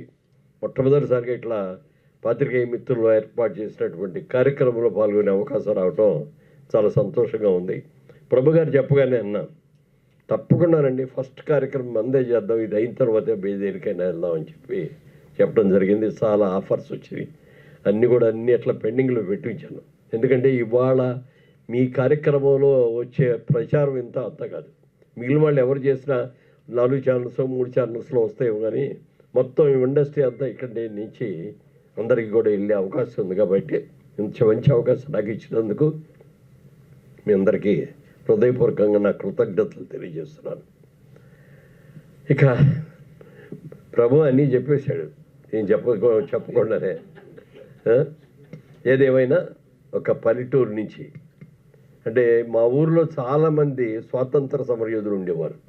మా నాన్నగారు మా వాళ్ళే కాకుండా మా పెదనాన్నలు ఉన్నారు, ఇంకా మా చుట్టాలు చాలామంది ఉన్నారు. అలాగే మాగంటి అన్నపూర్ణాదేవి గారు అని గాంధీ గారికి మానసపుత్రిక ఆవిడది కూడా మా ఊరే, మాగంటి వారు వాళ్ళు కూడా. అలాంటి స్వాతంత్ర సమరయోధుల ఇళ్లలో పుట్టి మరి చిన్నప్పుడు చదువుకున్నాం, బుద్ధిమంతుల్లాగానే వెళ్ళేవాడు. కానీ ఇందాక మరి ప్రభువు చెప్పినట్టుగా నాకు ఎందుకో చదువు వంట పట్టేది కాదు. అన్నీ బాగానే చదువుకునేవాడిని. పరీక్షలో రాయడానికి వెళ్ళేటప్పటికి ఏదో భయం, ఏదో సంకోచం, మర్చిపోవటం ఇవన్నీ జరిగాయి. అందుకని డింకీలు కొట్టుకుంటూ ఇంటర్మీడియట్ వరకు చదివాను. ఇక ఆ తర్వాత మనకి అవకాశం ఉండదులేని రవి గారు నమస్కారం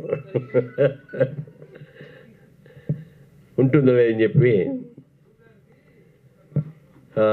ఇంటర్మీడియట్ ఆపేశాను. ఎందుకంటే మొట్టమొదటి నుంచి కూడా నాకు చిన్నప్పటి నుంచి కూడా ఒక మంచి బిజినెస్ మ్యాన్ అవ్వాలి అనుకున్నాను తప్ప ఒక డాక్టర్ అవ్వాలి, ఒక ఇంజనీర్ అవ్వాలి, ఒక ప్రొఫెసర్ అవ్వాలి, లేకపోతే ఒక ఐఏఎస్ ఆఫీసర్ అవ్వాలి అని ఇలాంటి కోరికలు నాకు లేవు. మా ఫ్యామిలీలో చాలామంది బిజినెస్ పీపుల్ ఉండటం మూలంగా కానీ నేను చూడటం మూలంగా కానీ మంచి బిజినెస్ మ్యాన్ అవ్వాలి అనుకున్నాను. దానికి తగ్గట్టే మనసు అంతా కూడా దాని మీద కేంద్రీకరించడం మూలంగా చదువు సరిగ్గా వంట పట్ల. సరే, ఇంటర్మీడియట్ ఫెయిల్ అయిన తర్వాత బిజినెస్ ఫీల్డ్లోకి దిగుదాము అని అనుకుంటే అప్పటికి మా ఇంట్లో ఆడపిల్లల పెళ్ళిళ్ళు ఇవ్వటం మూలంగా కానీ మా వ్యాపారంలో నాన్నగారికి కొంత రాజకీయాల్లో ఎక్కువగా ఉండటం మూలంగా వచ్చే నష్టాల మూలంగా కానీ కొంత ఆర్థికంగా వెనకబడ్డాం. అప్పుడు వ్యాపారం చేద్దామంటే డబ్బులు లేవు, ఉద్యోగం చేద్దామంటే డిగ్రీ లేదు. అలాంటి పరిస్థితుల్లో ఏం చేయాలనుకుంటా అన్న టైంలో, ఎందుకంటే మనకు సహాయం చేసిన వాళ్ళని మనం ఎప్పుడూ కూడా మర్చిపోకూడదు. నా జీవితాన్ని 4 మలుపులు తిప్పిన ప్రముఖుల గురించే మాట్లాడతాను, వాళ్ళు మిగిలించి గురించి ఎక్కువ మాట్లాడకుండా. మొట్టమొదటిగా ఏం చేయాలని తెలియకుండా అట్లా కూర్చున్న టైంలో అక్కడ చివరికి మిగిలేదైనా పోస్టర్ ఉంది చూస్తారు, అది ఆ పోస్టర్ డైరెక్టర్ రామిరెడ్డి గారు, గుత్తా రామిరెడ్డి గారు అని, వారి అన్నయ్య గారే గుత్తా మాణిక్యాలరావు గారని. ఆయన నన్ను పిలిచి, ఆయనకి ఏలూరులో మంచి బిజినెస్ ఉంది, కిసాన్ ఇంజనీరింగ్ కంపెనీ పేరుతో. ఆ బిజినెస్ అని విజయవాడలో బ్రాంచ్ పెట్టాలని ఆయన అనుకొని నన్ను పిలిచి అడిగారు, ఇట్లా బ్రాంచ్ పెడదాం అనుకుంటున్నాను విజయవాడలో, నువ్వు వర్క్ చేస్తావా అన్నారు. చేస్తానండి, తప్పకుండా అన్నాడు. నీకు నెలకు 100 రూపాయలు జీతం ఇస్తాను, సంవత్సరానికి ఒకసారి 15 పైసల లాభాల్లో వాటా ఇస్తాను అని చెప్పి ఆఫర్ ఇచ్చారు ఆయన. వెంటనే ఎగిరి గంతేసి, దాని గురించి నాకు పెద్దగా తెలియకపోయిన వ్యాపారం గురించి వెళ్ళిన కొద్ది రోజులే దానిలో ఉన్న లోతుపాతులు అన్నీ కూడా తెలుసుకొని దాన్ని చాలా అద్భుతంగా పైకి తీసుకొచ్చాను. ఓ సందర్భంలో ఆయన నా షేర్ ఇచ్చేద్దాం అనుకుంటున్నాను, బయట ఎవరెవరో అడుగుతున్నారు, వాళ్ళందరికంటే ముందు ఈ బిజినెస్ నువ్వు ఇంత డెవలప్ చేసేది నువ్వు కాబట్టి నీకే ఆఫర్ ఇస్తున్నారు అంటే, నా దగ్గర డబ్బులు లేవండి, ఉంటే ఆ రోజున మొదటి రోజు నేను పార్ట్నర్గా చేరి ఉండేవాడిని, వద్దు నాకు వాళ్ళు. లేదు, నీకు వారం రోజులు టైం ఇస్తున్నా, వారం రోజుల్లో నువ్వు తీసుకోగలిగితే నువ్వు తీసుకో, నువ్వు కాదు అనుకుంటే ఎవరికైనా ఇచ్చేస్తాను అని చెప్పి ఆ గుత్తా మాణిక్యాలరావు గారు అనే నాకు చిన్నాన్నగారు అవుతారంటే మా నాన్నగారికి తోడోలుడు ఆయన పిలిచి చెప్తే కూడా నేను ఇవ్వలేకపోయాను. నా దగ్గర డబ్బులు కూడా లేవు. ఆలోచిస్తాను, ఇంటి దగ్గరికి వెళ్ళి కూర్చొని ఆలోచిస్తుంటే మా మిస్సెస్ అడిగింది, ఏమండి ఏంటి ఆలోచిస్తాను ఇందాక నుంచి చాలా దీర్ఘంగా అంటే, ఏం లేదన్న. కాదు మీరు ఏదో ఆలోచిస్తారు చెప్పండి అంటే, మాణిక్యాలరావు గారు ఆయన నాకు ఒక ఆఫర్ ఇచ్చారు, ఆయన షేర్ని ఇచ్చేద్దామని తీసుకోమంటున్నారు అన్నాడు. మరి తీసుకోవచ్చు కదా అంది. తీసుకోవచ్చు కదా అంటే, నా దగ్గర డబ్బులు లేవని తెలుసు కదా నీకు, ఎట్లా తీసుకుంటాను నేను అంటే, మా పుట్టింటి వాళ్ళు నాకు 5 ఎకరాలు పొలం ఇచ్చారండి, ఆ పొలం అమ్మేస్తాను, అమ్మి డబ్బులు తీసుకొస్తాను, మీరు అందరూ షేర్ హోల్డర్ అవ్వండి అని చెప్పి. అంటే నేను వద్దంటే వద్దన్నాను. ఎందుకంటే తల్లిదండ్రులు ఎప్పుడైనా సరే ఆడపిల్లకి కానీ మగపిల్లలకు కానీ డబ్బులు ఇచ్చేది, ఎందుకంటే ఏదైనా రేపు సక్సెస్ కాకపోయినా ఆడపిల్లకి మరి ఒక మినిమం గ్యారంటీ అనేది ఉంటుంది అనే ఉద్దేశంతో ఇస్తారు. అది అలాంటిది అమ్మాయి నాకు ఇవ్వటం వద్దంటే కూడా తను వెళ్ళి వాళ్ళ పేరెంట్స్తో మాట్లాడి వాళ్ళు కూడా వెంటనే యాక్సెప్ట్ చేసి వారం రోజులు తిరగకుండా 5 ఎకరాలని కూడా అమ్మి ఆ డబ్బు దానికి తీసుకొచ్చి ఇచ్చారు. దాంతో అదే కంపెనీలో 15 పైసల లాభాల్లో వాటాగా ఉన్న వ్యక్తిని 50 పైసల షేర్ హోల్డర్ అయ్యాను. ఇక అక్కడి నుంచి డే అండ్ నైట్ ఎలా బిజినెస్ చేయాలి, మా చుట్టూ ఉన్న వాళ్ళందరూ కూడా పెద్ద బిజినెస్ పీపుల్, వాళ్ళ దాటికి నేను ఎలా తట్టుకోవాలి అని రకరకాల ఆలోచించి చివరికి సక్సెస్ఫుల్గా చాలా బాగా చేసాం. అది నా జీవితంలో ఇచ్చిన మొదటి మలుపు గుత్తా మాణిక్యాలరావు గారు. అందుకని వారిని జీవితంలో నేను ఎప్పుడు కూడా మర్చిపోలేను. ఇలా బిజినెస్ చేస్తూ ఉన్న టైంలో నాకున్న సరదాతో నాటకాలు చేస్తూ ఉండేవాడిని. నా మిత్రులు చాలామంది సినిమాల్లోకి రావయ్యా బాగుంటుంది, క్రాంతి కుమార్ గారు, ముఖర్జీ గారు, చటర్జీ గారు, విజయ బాపిరెడ్డి గారు, ఇంకా ఎంతోమంది, కృష్ణ గారు, మేమందరూ కూడా ఏలూరు కాలేజీలో స్టూడెంట్స్. వాళ్ళు కూడా ఎన్నోసార్లు ఆఫర్ ఇచ్చారు. అలాగే గుత్తా రామిరెడ్డి గారు, ఆయన కూడా ఇచ్చారు, రావయ్యా బాగుంటావు కదా నువ్వు వద్దులేండి నాకు బిజినెస్ మీద ఇంట్రెస్ట్ అని చెప్పి నాటకాలు మాత్రం వెళ్తూ ఉండేవాడిని. ఒక రోజున అనుకోకుండా క్రాంతి కుమార్ గారు నన్ను, హనుమాన్ ప్రసాద్ గారు, క్రాంతి కుమార్ గారు నన్ను మెడ్రాస్ తీసుకువెళ్ళి అక్కడ మేకప్ టెస్ట్ చేసి స్టిల్స్ అయి తీస్తే అనుకోకుండా అట్లూరి పూర్ణచంద్రరావు గారు ఆ ఫోటోలు చూడటం జరిగి వెంటనే ఇతను నాకు కావాలని నేను పిలిపించి, మా సినిమాలో నేను సినిమా తీస్తున్నాం, ఆ సినిమాలో అందరు కొత్త వాళ్ళతో పెట్టి తీస్తున్నాం, గిరిబాబు గారైనా ఒక ఆయన్ని సెలెక్ట్ చేసాం, ఆయన హీరో అనుకున్నాం, కానీ మిమ్మల్ని చూసిన తర్వాత హీరో మీరైతే బాగుంటుంది అని అనిపించింది, అందుకని మీరు చేస్తారా అన్నారు. సార్ చేస్తానండి, బట్ ఆయన ఎవరినో సెలెక్ట్ చేస్తున్నాను, ఇది ఒకటి ఉన్నది కరెక్ట్ కాదేమో కదండి అన్న. లేదా ఆయన కూడా ఇక్కడే ఉన్నారు, పిలుస్తారని చెప్పి పిలిచారు. ఆయన్ని చెప్పారు, గిరిబాబు గారు మిమ్మల్ని హీరో అని అనుకున్న మాట వాస్తవం అండి, కానీ ఈయన వచ్చిన తర్వాత ఈయన చూస్తే ఈయన హీరోకి బాగుంటారు అని అనిపించింది. హీరోతో ఈక్వల్ క్యారెక్టర్ మా సినిమాలో విలన్ క్యారెక్టరు, మీకు అభ్యంతరం అయితే వేస్తారా అని చెప్పి అడిగితే రెండో మాట కూడా వేస్తాను సార్ అని చెప్పి ఆయన ఒప్పుకోవటం. ఆ రోజు నుంచి ఈ రోజు కూడా మేము ఆ స్నేహం అలాగే ఉంది. అలా గిరిబాబు గారు కూడా నాకు ఎంతో హెల్ప్ చేశారు. అందుకని సినిమా ఇండస్ట్రీలో జగమే మాయ అనే సినిమాతో 1973లో ఫస్ట్ సినిమా హీరోగా యాక్ట్ చేశాను. నాకు ఆ సినిమా జీవితాన్ని ఇచ్చిన వ్యక్తి అట్లూరి పూర్ణచంద్రరావు గారు. చాలా పెద్ద ప్రొడ్యూసర్ ఆయన. ఎంతో పెద్ద పెద్ద హీరోలతో, నాగేశ్వరరావు గారితో, రామారావు గారితో, శోభన్ బాబు గారితో, కృష్ణ గారితో, అమితాబ్ బచ్చన్ గారితో, రజనీకాంత్ గారితో, ఇట్లా ఎంతోమందితో ఎన్నో భాషల్లో ఆయన దాదాపుగా 87 చిత్రాలు 13 భాషల్లో నిర్వహించిన వ్యక్తి ఆయన. అలాంటి వ్యక్తి నా జీవితాన్ని సినిమా రంగానికి నాకు ప్రసాదించిన వ్యక్తి శ్రీ అట్లూరి పూర్ణచంద్రరావు గారు. ఆయన కూడా నేను జీవితంలో ఎప్పటికీ మర్చిపోలేను. ఆ సినిమా అయిన తర్వాత జగమే మాయ ఒక విధంగా ఆడింది, యావరేజ్ అంటే అబవ్ యావరేజ్ మధ్యలో. రెండో సినిమా నా స్నేహితుడైనటువంటి హనుమాన్ ప్రసాద్ గారు, ఆయన దాసర్ గారి డైరెక్షన్లో తిరుపతి అనే సినిమా చేశారు. ఆ తిరుపతి సినిమాలో రాజుబాబు గారు మంచి క్యారెక్టర్, కామెడీయన్ అందులో. ఆ సినిమాలో గిరిబాబు విల్లో, నేను హీరో, అలాగే మిగిలిన హీరోయిన్లు కూడా కొత్త వాళ్ళు. ఆ సినిమా ఐఎమ్ సారీ కొంచెం చిన్న ఫ్లాష్ బ్యాక్లో తేడా వచ్చింది. రెండో సినిమా తిరుపతి అనే సినిమాలో రాజుబాబు గారు మళ్ళీ ఉన్నారు, ఆయన కూడా. సారీ, జగమేమాయ జరిగేటప్పుడు ఆయన అడిగారు, మీ పేరేంటి? మురళీమోహన్ గారు. అప్పుడు రాజుబాబు నా పేరు. రాజుబాబు అండి అన్నారు. మీ నాన్నగారు వాళ్ళు పెట్టిన పేరు అదేనా అన్నారు. కాదండి, మా నాన్నగారు పెట్టిన పేరు రాజా రామ్మోహన్ రాయ్ అని పెట్టారండి అన్న. మరి రాజుబాబు ఎలా అయ్యావు అన్నారు. అంత పేరు పొడుగు పేరు పిలవలేక అందరూ రాజుబాబు అంటూ మొదలు పెట్టారండి. చివరికి అదే కన్ఫర్మ్ అయిపోయి రాజుబాబుగానే ఇది అయ్యానండి అన్న. మరి సినిమా ఇండస్ట్రీలో ఇంకో రాజుబాబు గారు ఉన్నారు, పైగా ఈ సినిమాలో కూడా రాజుబాబు గారు ఉన్నారు.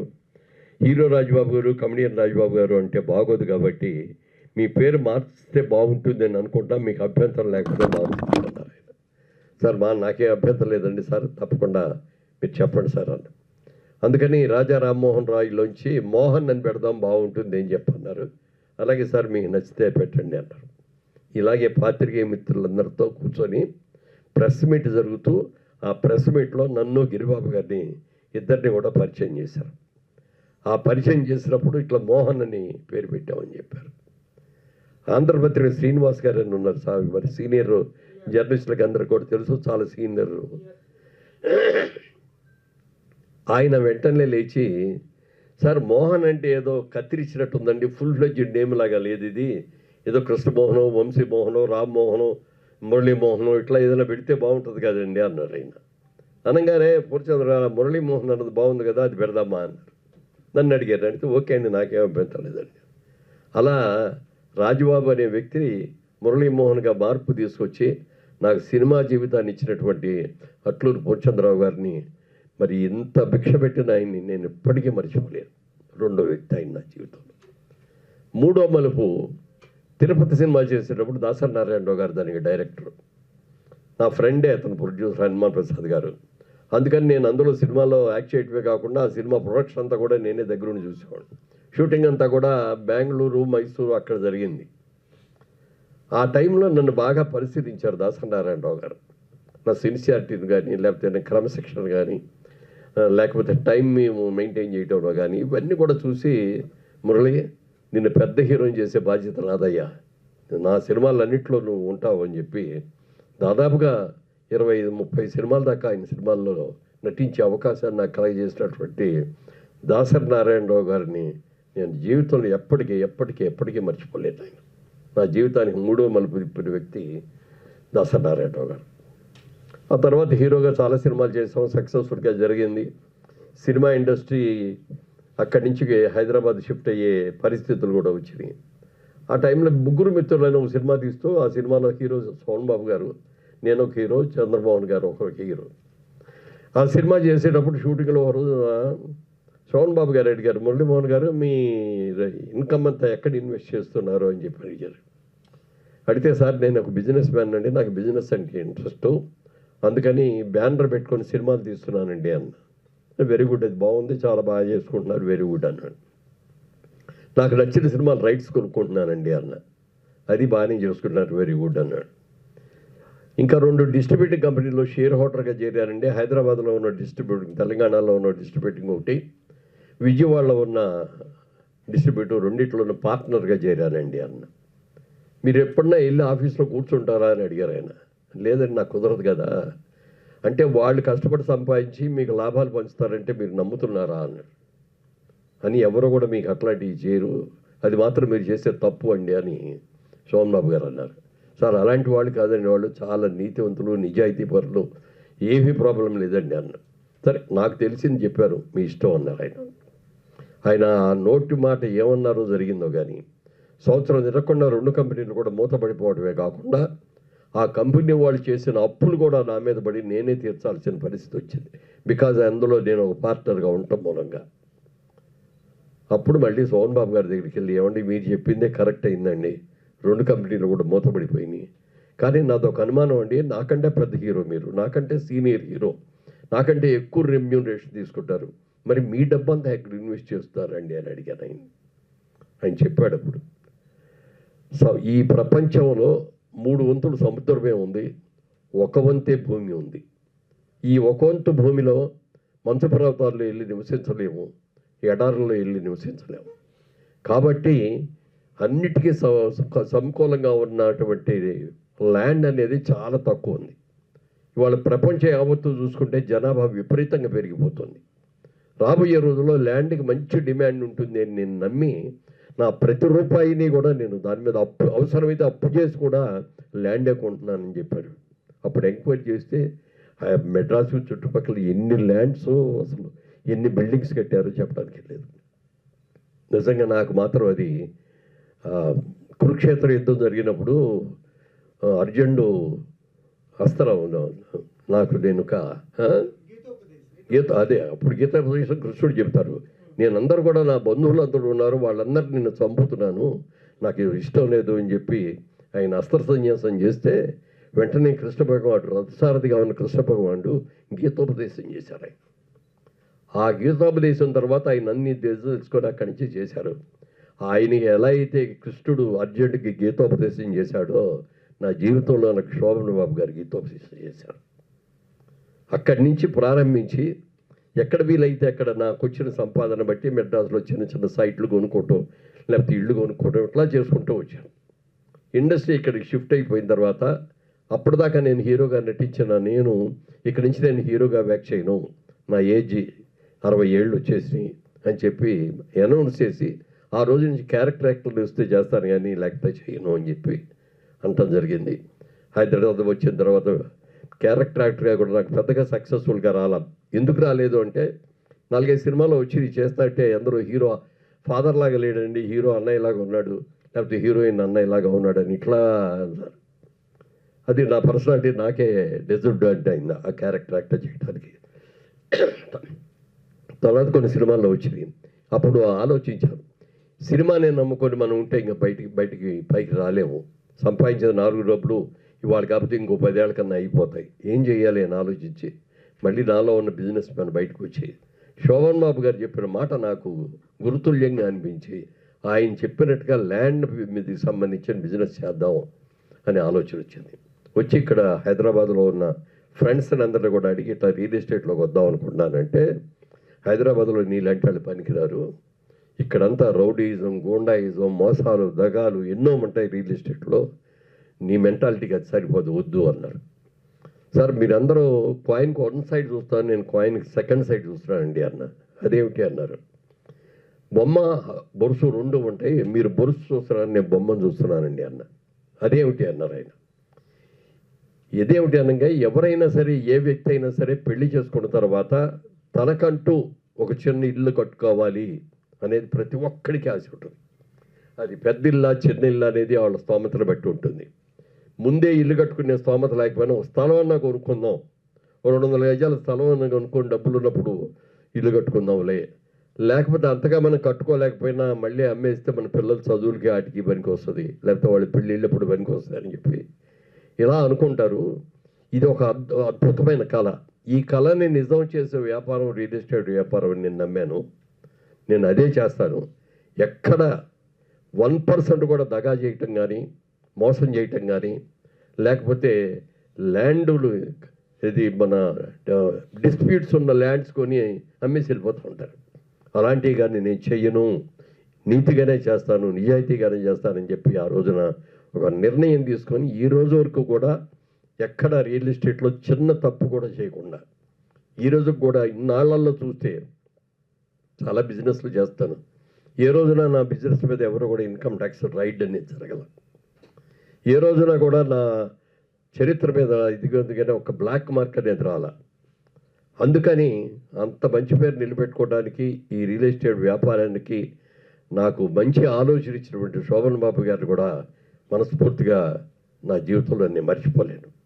ఇవాళ వాళ్ళందరూ ఇచ్చిన సహాయంతో కానీ, వాళ్ళందరూ ఇచ్చిన సలహాలతో కానీ ఈ రోజున ఇక్కడ నిలబడగలిగానంటే వాళ్ళిద్దరూ ఆ నలుగురు నాకు చేసిన సహాయాన్ని మాత్రం నేను జన్మలో మర్చిపోలేను.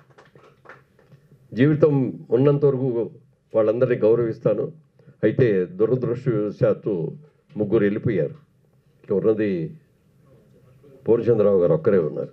నన్ను మొట్టమొదటి హీరో చేసిన పూర్ణచంద్రరావు గారు.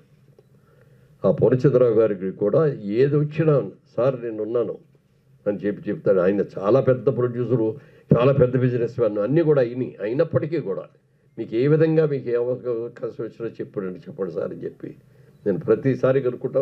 మన పాత్రికేయ మిత్రులు కూడా కొంతమంది వచ్చారు, కూర్గు వెళ్ళాం అక్కడికి.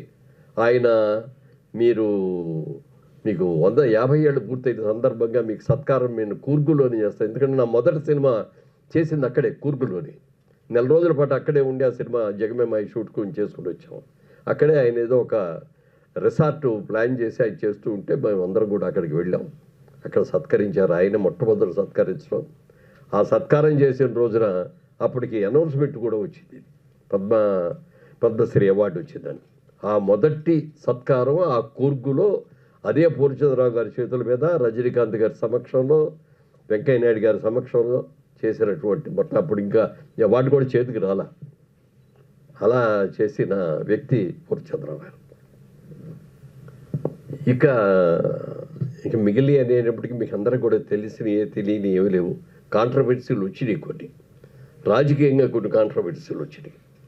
నేనంతా కూడా చంద్రబాబు నాయుడు గారు నాకు గవర్నమెంట్ స్థలం అంతా కూడా నాకు ఇచ్చేశాడని, నేను అవన్నీ కూడా ఎన్ఆర్ఐస్కి అందరికీ అమ్మేశానని, ఇట్లా రకరకాలుగా చాలా పెద్ద వాళ్ళు, చిన్నవాళ్ళు కదా అన్నవాళ్ళు కూడా పొలిటికల్గా.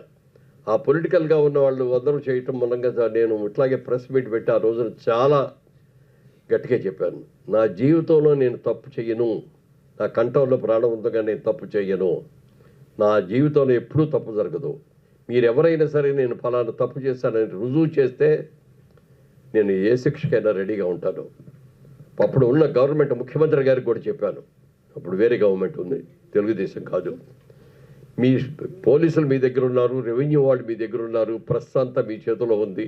మీరు కావాల్సింది అన్నీ కూడా నేను చేసిన ప్రాజెక్ట్ ఒకసారి చూసుకోండి. ఎక్కడైనా ఒక్క చిన్న తప్పు నేను చేసినట్టుగా కానీ, గవర్నమెంట్ ల్యాండ్ ఎక్కడైనా ఒక గజం నేను ఆక్రమించుకున్నట్టు కానీ మీరు ప్రూవ్ చేస్తే మీరెవరూ నాకు శిక్ష ఎక్కర్లేదండి. అసెంబ్లీకి ఎదురుకుండా ఉన్న చెట్టుగా నాకు నేనే గురేసుకొని చచ్చిపోతాను, కానీ నేను ఎవరికి కూడా తల ఉంచాలండి అని చెప్పడం జరిగింది. అది ప్రూవ్ అయ్యింది. ఎవరు కూడా ఇంక ఎత్తుకోడు మాట ఎత్తాలి ఈ రోజు వరకు కూడా. ఇవాళ రోజున మరి పద్మశ్రీ అవార్డు వచ్చిందంటే అది కూడా ఒక కారణం. ఇంత బిజినెస్ మ్యాన్గా ఉండి ఏ రోజున కూడా ఏ తప్పు చేయకుండా ఉన్నారు అనేది ఒకటి. ఇందాక ప్రభు గారు చెప్పినట్టుగా నేను ఒకటే అనుకున్నా, 100 రూపాయలతో నా జీవితం ప్రారంభించాను నేను.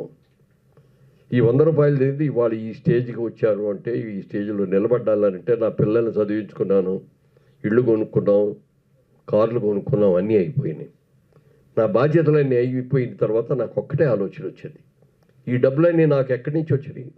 మా అమ్మ నాన్న ఇచ్చినవి కాదు, ఇంకొకటి ఇచ్చినవి కాదు, సొసైటీ నాకు ఇచ్చిన డబ్బు నేను ఫీల్ అవుతున్నాను. అందుకని ఏ సొసైటీ అయితే నాకు ఇచ్చిందో అందులో నా సంపాదనలో కొంత భాగం నేను సొసైటీకి పేబ్యాక్ చేయాలి, మళ్ళీ తిరిగి ఇవ్వాలి అనే ఆలోచనతో ఏం చేద్దాం, ఎలా చేద్దాం అనుకున్నప్పుడు నాకు వచ్చిన ఆలోచన, చాలామంది విద్యార్థులు, బ్రహ్మాండంగా చదువుకునే విద్యార్థులు చాలామంది ఉంటున్నారు. 10th వరకు వాళ్ళ ఊళ్ళో వాళ్ళు చదువుకుంటున్నారు. ఇంటర్మీడియట్కి వచ్చినప్పటికీ బాగా మార్కులు వచ్చిన వాళ్ళందరికీ కూడా మా స్కూల్లో, మా కాలేజీలో చేరండి, మీకు ఫ్రీ సీట్ ఇస్తాం, ఫ్రీ లాడ్జింగ్ హోడ్జింగ్ ఇస్తాం, లేకపోతే ఇదిగో ఫ్రీగా డబ్బులు కూడా ఇస్తామని చెప్పి వాళ్ళందరినీ తీసుకుంటున్నారు, చేసుకుంటున్నారు.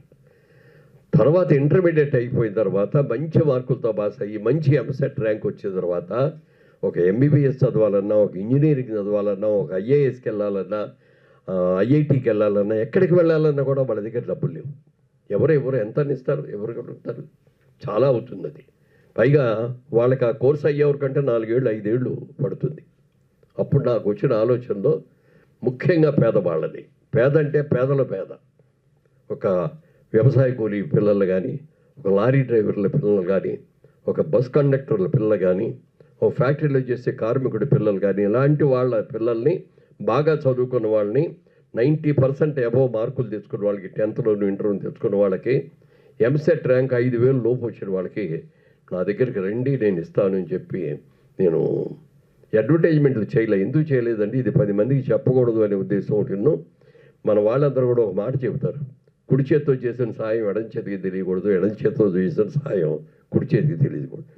అందుకని నాకు తెలిసి పేపర్స్లో వచ్చే న్యూస్లన్నీ చదివిదిగో పలానా అతను ఇక్కడ ఇట్లా చదివాడు, అతనికి ఇంజనీరింగ్ చదవాలంది, డాక్టర్ చదవాలంది, అతనికి దగ్గర డబ్బులు లేదు, ఎవరన్నా సహాయం చేస్తే వస్తారన్న వార్తలన్నీ కూడా సేకరించి ఆ విధంగా మొదలుపెట్టి అలా మౌత్ టు మౌత్ వెళ్ళి దాదాపుగా ఇప్పటికి 1000 మంది పైగా డాక్టర్లు గాను, ఇంజనీర్లు గాను, ఐఏఎస్ ఆఫీసర్లు గాను కూడా చేసేటటువంటి అదృష్టం నాకు కలిగింది.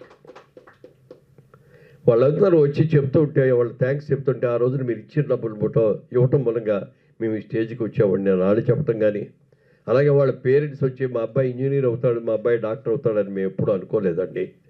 ఆ రోజున మీరు ఇచ్చిన సాయంతో మా వాళ్ళు ఇవాళ మంచి పొజిషన్లో ఉన్నారు, మంచి ఉద్యోగాలు వచ్చి అమెరికా వెళ్ళి చేస్తున్నారు, లేకపోతే సింగపూర్ వెళ్ళి చేస్తారు, ఆస్ట్రేలియా వెళ్ళి ఉద్యోగం చేస్తారండి.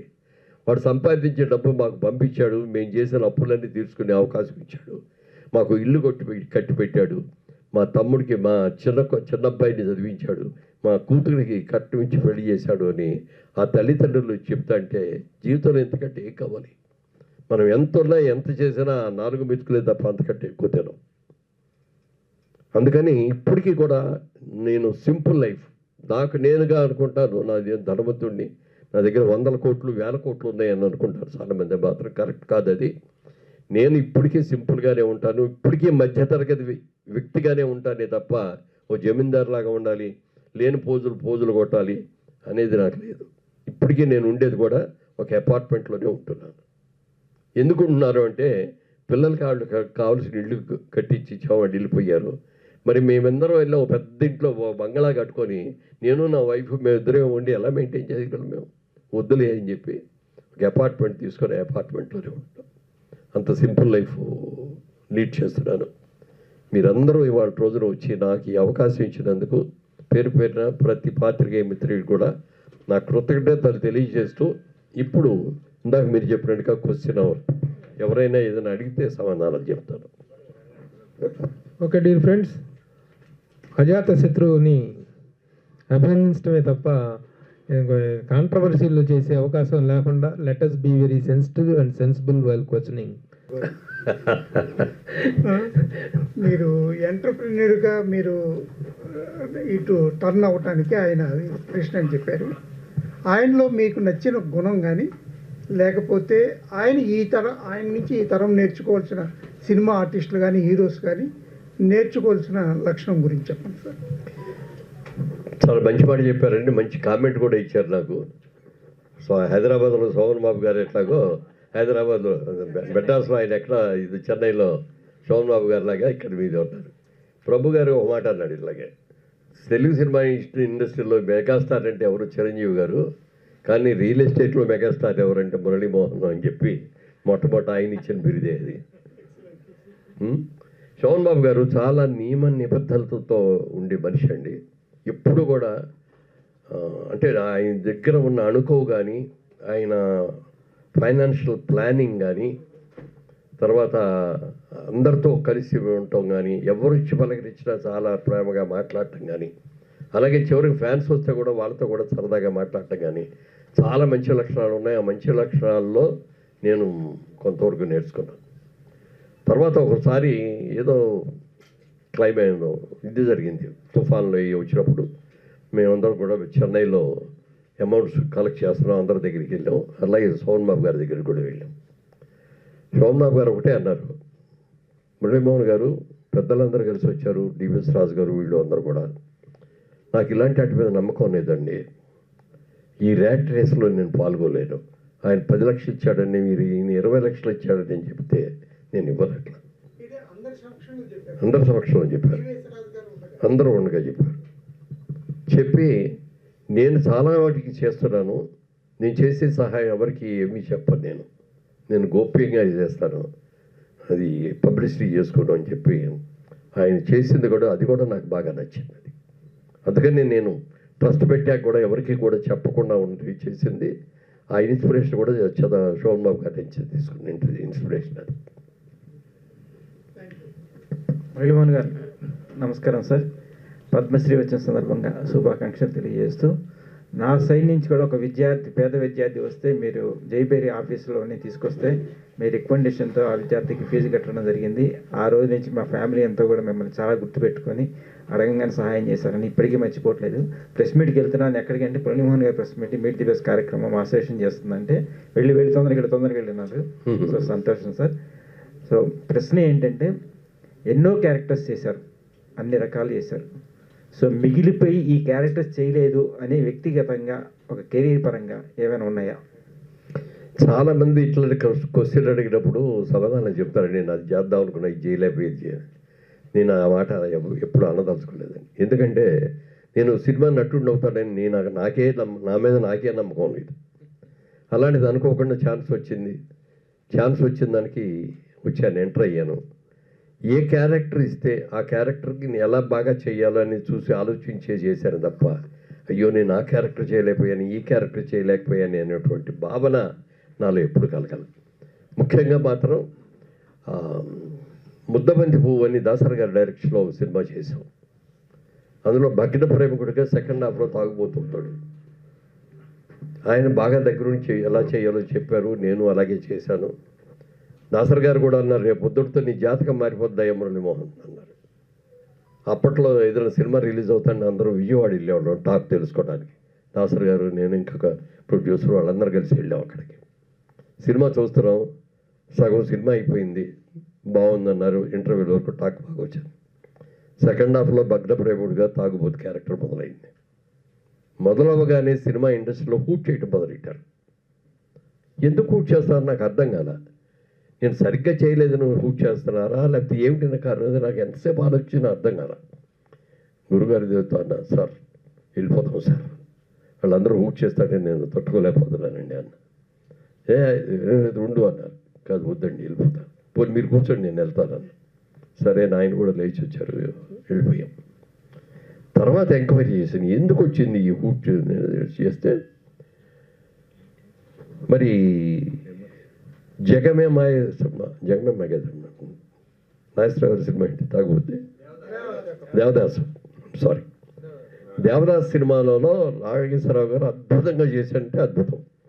చాలా లాంగ్వేజ్లో చేశారు, అన్ని లాంగ్వేజ్లో కూడా చేస్తే ఆ హీరోలు కూడా వాళ్ళందరూ కూడా మా అందరి హీరోల్లో కూడా నాగేశ్వరరావు గారు చేసిన దేవదాస్ ఎక్సలెంట్ అనేది ఆయనకి ఆ బిరుదు కూడా ఇచ్చారు.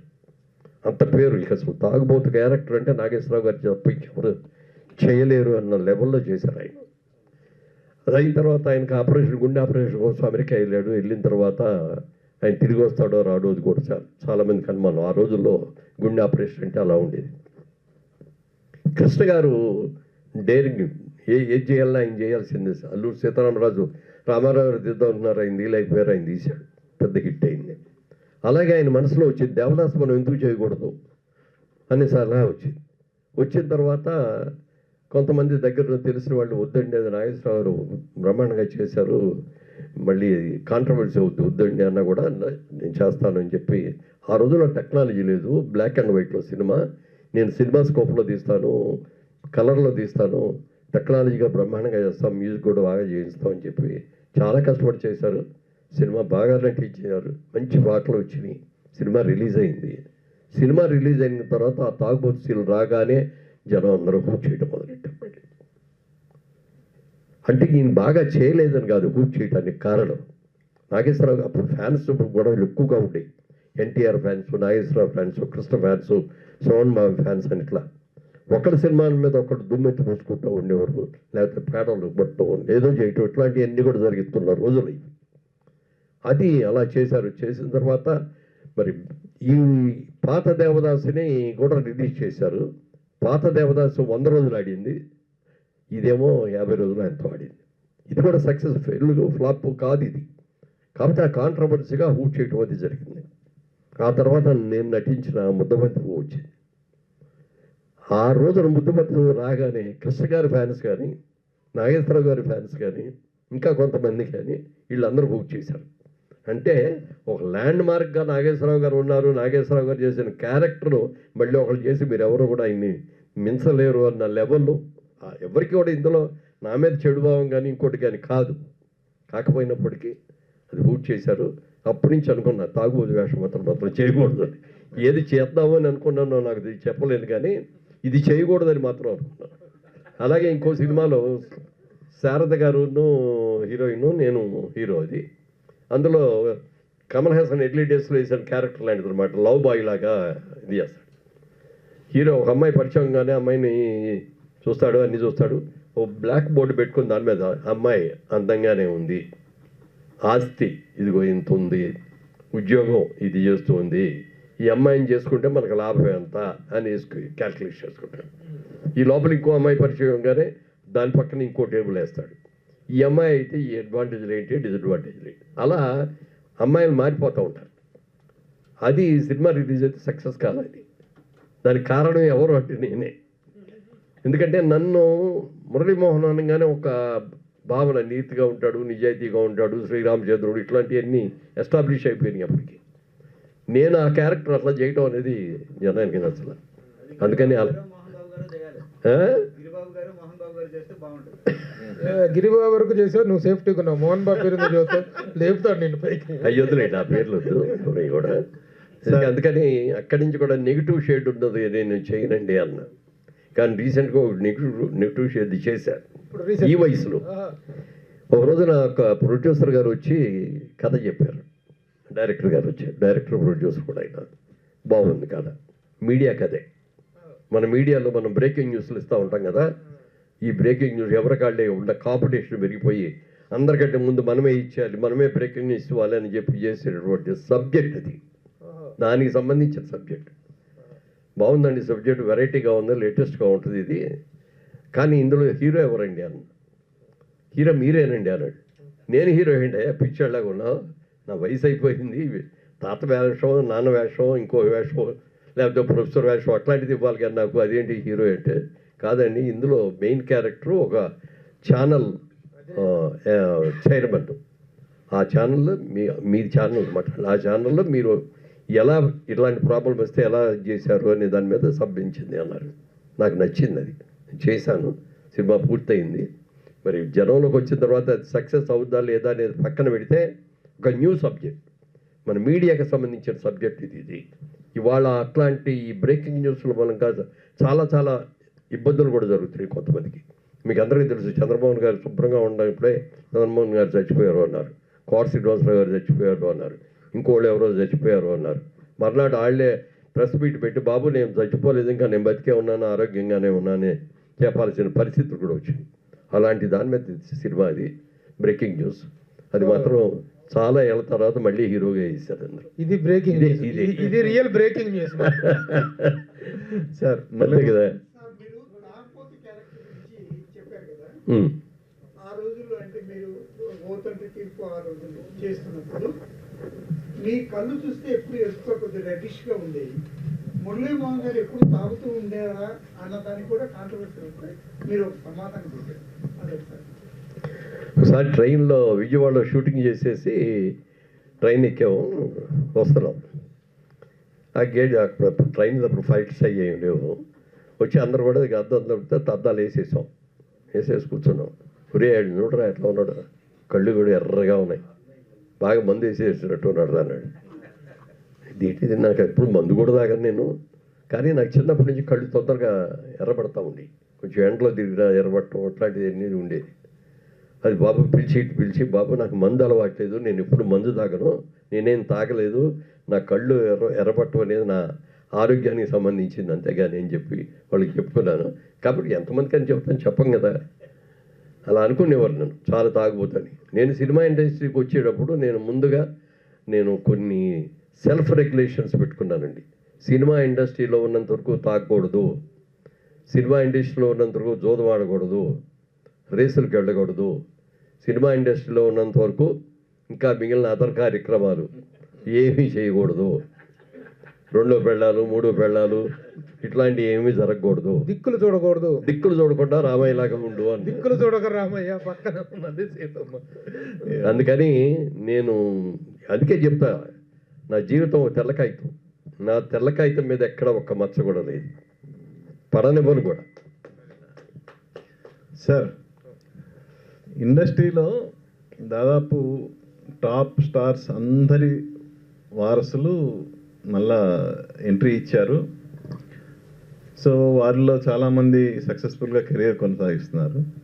బట్ మీ వారసులు అసలు ఇండస్ట్రీ వైపు రాలేదు. అంటే అది వాళ్ళ అభిమతమా, మీరు ఈ వైపు రావద్దని మీరు ఏమన్నా రిస్ట్రిక్షన్ పెట్టారా, ఎలా? అంటే ఈ విషయంలో ఇంకో విధంగా చెప్పాలంటే మీకు సోహన్ బాబు గారి ఆదర్శమేమో ఇలా, ఇది కూడా ఈ విషయంలో ఆదర్శం కాదు. అది నా ఉద్దేశం కూడా ఎప్పుడైనా సరే పిల్లల్ని మనం చదివించేటప్పుడు మనం ఇష్టం వచ్చినట్టుగా వాళ్ళని తయారు చేయటం కాదు, వాళ్ళకి ఇష్టం ఏంటో తెలుసుకొని వాళ్ళ ఇష్టమైన రీతిలో మనం చదివి చెప్పించి పైకి తీసుకురావాలి అనేది నాకు మొదటి నుంచి భావన. అందుకని మా పిల్లల్ని బాగా చదివించాను. అబ్బాయి బాగా చదువుకున్నాడు, అమ్మాయి కూడా ఎంఏ ఫైన్ ఆర్ట్స్ చేసింది. ఓ రోజున బాబుకి మెడ్రాస్లో ఉన్నాం, అప్పుడు ఇంకా సినిమాల నుంచి ఆఫర్లు రావడం మరి రాఘవేంద్రరావు గారు కూడా కవర్ చేశారు. ఒక రోజున ఏమయ్యా మీ వాడిని పంపిస్తూ సినిమా మన దాంట్లో చేద్దాం అది ఇది అని అడిగితే నేను బాబుని పిలిచి అడిగాను, బాబు ఇట్లా ఆఫర్స్ వస్తున్నాయి, తమిళ సినిమాల కూడా అడుగుతున్నారు నన్ను, మరి చేస్తావా అని అడిగితే నేను చేయను, నాకు ఇంట్రెస్ట్ లేదు అన్నాడు. నీకు దేని మీద ఇంట్రెస్ట్ ఉంది అన్న. నన్ను వీలైతే అమెరికా పంపించండి, నేను ఎంబీఏ చేసి వస్తాను, అప్పుడు బీకామ్ అయిపోయింది, ఎంబీఏ చేస్తాను అని చెప్పి అన్నాడు. సరే అయితే వెళ్ళు అని చెప్పి అక్కడ పంపించాం. అక్కడ ఎంబీఏ చేశాడు, చేసి తిరిగి వచ్చిన తర్వాత మళ్ళీ ఆఫర్లు వచ్చినాయి. బాబు మరి ఆఫర్లు వచ్చినాయి మళ్ళీ ఏం చేద్దామన్నా, నాకు సినిమాలో నాకు అస్సలు ఇంట్రెస్ట్ లేదండి. దేంట్లో ఇంట్రెస్ట్ నీకు అన్నా, బిజినెస్లో ఇంట్రెస్ట్ అండి అని. సరే అయితే రా బిజినెస్లోనే అని చెప్పి అట్లా ఇది చేశాను. కానీ మా అమ్మాయిని చూసినప్పుడు మాత్రం చాలా సందర్భాల్లో నాకు అనిపించేది, మా అమ్మాయిని సినిమాల్లో ఇంట్రడ్యూస్ చేస్తే ఎలా ఉంటుంది. ఆ రోజుల్లో ఎవరు కూడా, ఇప్పుడు కృష్ణ గారి అమ్మాయి కూడా వస్తేనే గొడవ చేశారు. అంటే అలా అని కాదు, కానీ తను కూడా బాగా చదువుకుంది, తను కోరుకున్నట్టుగా పెళ్ళి కూడా సంబంధం కూడా వాళ్ళ ఇష్టంతో పెళ్ళి చేసాం. నిన్నే అన్న మా అమ్మాయితో ఏదో మాటల మీద వచ్చి, మధు, అమ్మాయి పేరు మధు, బాబుని చేద్దాం అనుకున్నాము చేయలేకపోయాము, వాడు ఇష్టం లేదన్నాడు. కానీ నీ విషయంలో మాత్రం నేను అప్పుడప్పుడు అనిపిస్తూ ఉంటుంది, నిన్ను కనుక సినిమా ఇండస్ట్రీకి ఇది ఇంట్రడ్యూస్ చేసి పెడితే మరో జయబాదిరి ఇలాగా, ఆంధ్ర జయబాదిరి లాగా ఉండేదాన్ని నువ్వు. అంటే హోమ్లీగా జయబాదిరి సినిమాలు, బిగిన్ సినిమాలు అన్నీ చూసుంటారు కదా అప్పట్లో, బ్రహ్మాండ. అమితాబ్ గారితో పెళ్లి కూడా కాకముందు చాలా సక్సెస్ఫుల్ సినిమాలు ఉన్నాయి. అలాంటివి పనికి వచ్చేది, బాగా చేసి ఉండేది అని అనుకున్నాను. నేను చెప్తాంటే కూడా వదిలేండి, నాకు ఈ లైఫ్ హ్యాపీగా ఉంది.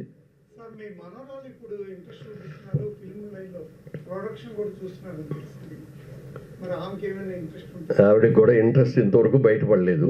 ఒకసారి 1-2 సార్లు అడిగాము, ఇప్పుడు అంతా కూడా ఎవరికైనా, ఇప్పుడు మా మనవరాలైనా, అలాగే మా తమ్ముడు కిషోర్ గారు అమ్మాయి అయినా సినిమా ప్రొడక్షన్ మీద, సినిమా నిర్మాణం మీద ఉన్నాయి, కానీ ఆశలు సినిమా ఆర్టిస్ట్ అవ్వాలనే ఆశలు వాళ్ళకి ఎవరికి లేవు. సార్ నమస్తే అండి, ప్రకాష్ అండి. మీరు జన్మతః మాగంటి వారి అబ్బాయి, సినిమా రంగంలో నిర్మాతగా, హీరోగా వారాల అబ్బాయి. మీ సినిమాలన్నీ 10 వారాలకు పైగా ఆడాయి, 100 రోజులు చేసుకున్నాయి. అయితే మీరు అతడు సినిమా తర్వాత నిర్మాణానికి చాలా దూరంగా ఉన్నారు. మీ తాలూకు అభిరుచి ప్రకారం చూస్తే వారాల అబ్బాయి కానీ, పిచ్చిపంతులు కానీ, ఓ తండ్రి తీర్పు కానీ, శ్రావణ మేఘాలు, రాజేశ్వరి కళ్యాణం అన్నీ కూడా ఒక సెన్సిబుల్ మూవీస్. నేను దాదాపు ప్రతి 3 నెలలకు ఒకసారి వారాల అబ్బాయి చూస్తాను. కరువు తీరా కన్నీళ్ళు పెట్టుకుంటాను నిజంగా. అందులో సత్యనారాయణ గారి వేషం, మన ప్రభాకర్ రెడ్డి గారి బ్రదర్స్ పిచ్చెక్కిపోదు సార్ అసలు. అట్లాగే నేను ప్రతి 2-3 నెలలకు ఒకసారి జ్యోతి సినిమాలో పాటలు, కల్పన సినిమా పాటలు, జేబు దొంగలో మీ మీద ఉన్న పాట, అమరదీపంలో మీ మీద ఉన్న పాట ఖచ్చితంగా నేను 2 నెలలకు ఒకసారి కోర్సు లాగా ఓ క్యాప్సూల్ వేసుకున్నట్టుగా అది మానసిక వికాసానికి, మనోల్లాసానికి, మనోమయ కోశ శుద్ధికి అవి చేస్తుంటాను నేను. మీరు సినిమా నిర్మాణం ఆపేయటం వల్ల ఒక మంచి సినిమాలు చూసే అవకాశం ప్రేక్షకులకి మిస్ అయిపోతున్నారు అనేటువంటి భావన నాకు కలుగుతూ ఉంది. అయితే అతడు సినిమా విషయంలో కొంచెం మీరు అసౌకర్యానికి లోనవుట్, ఇదంతా మనకు తెలిసిన విషయమే. అయితే అది మరిచిపోయి మీరు, మన కిషోర్ గారు చాలా మంచి సినిమాలు తీశారు. ఇప్పుడు ఆవిడ మా ఆవిడ నాగార్జున గారు తీశారు, పెద్ద సినిమాలు తీశారు, భారతంలో బాలచంద్రుడు. ఇప్పుడు కూడా మళ్ళీ ఇప్పుడు చిన్న సినిమాకు కూడా మంచి రోజులు వచ్చాయి, కంటెంట్ బాగుంటే సినిమాలు బాగా ఆడుతున్నాయి. కాబట్టి మళ్ళీ మీరు నిర్మాణంలోకి వస్తే బాగుంటుంది అని అనిపిస్తూ ఉంది. మీరేమంటారు? రావాలనే కోరిక మనసులో ఉందండి. యాక్చువల్గా ఏమైందంటే అతడి సినిమాలో కూడా డిసప్పాయింట్మెంట్ అనేది లేదు, బాగానే ఆడింది, మంచి పేరు వచ్చింది. ఇప్పటికీ కూడా ఆ సినిమా గురించి ఎక్కడికి వెళ్ళినా కూడా మాట్లాడతారు. అది మాటలు, అందులో డైలాగులు కానీ, పాటలు కానీ, కామెడీ సీన్లు కానీ, ఎవ్రీథింగ్ చాలా సక్సెస్ఫుల్. అయితే ఏంటంటే మేము మొదటి నుంచి కూడా, మొదటి సినిమా దగ్గర నుంచి జగమేమాయి, అది వారాల అబ్బాయి ఫస్ట్ సినిమా జేబేరి బ్యానర్ మీద, దానికి ముందు మురళీ చిత్రాన్ని బ్యానర్ పెట్టి దాంట్లో రామదండు సినిమా చేసాం, పిల్లల సినిమా. అది కూడా బాగా సక్సెస్ అయింది. మాకు ప్లానింగ్ ఏంటంటే ఎప్పుడు కూడా మేము పేపర్ మీద ప్లాన్ చేసుకుంటాం. సినిమా అనగానే దీనికి క్యాస్టింగ్ ఎంత అవుతుంది, ప్రొడక్షన్ ఎన్ని రోజులు పడుతుంది, ఎంత అవుతుంది అని మేము బడ్జెట్ వేసుకుంటాం. ఆ బడ్జెట్కి 10% అటు ఇటు తప్ప ఎప్పుడు కూడా బడ్జెట్ 10% దాటి ఇంకో చోటికి వెళ్ళడం అనేది జరగల. తర్వాత 3 నెలల్లో, ఇవాళ సినిమా మొదలు పెడితే 3వ నెలలో ఖచ్చితంగా 100 రోజుల నాటికి సినిమా రిలీజ్ అవ్వాలి అనేది ఒక పద్ధతి పెట్టుకొని, పద్ధతి ప్రకారం చేసాం సిస్టమేటిక్గా. అది అతని దగ్గరికి వచ్చినప్పుడు అట్లా చేయలేకపోయాం. బహుశా అప్పటికి పద్ధతులు మారినాయి, చాలా మారినాయి, టెక్నాలజీ మారింది, ఇవన్నీ అవటం మూలంగా. అసౌకర్యం అంటే సినిమా సక్సెస్ డబ్బుల గురించి కాదు, ప్లానింగ్ లేకుండా అయిపోయింది. సినిమా బడ్జెట్ ఏంటో తెలియకుండా అయిపోయింది, ఎప్పుడు పూర్తి అవుతుందో కూడా తెలియదు అనేటువంటి భావన కలిగిన మాట మాత్రం వాస్తవమేనండి. అలా అని మీకు చెప్పి మానలేదు, కానీ అప్పుడే ఆ సినిమా జరుగుతూ ఉండగానే రాజకీయ ఎంట్రీ జరగటం.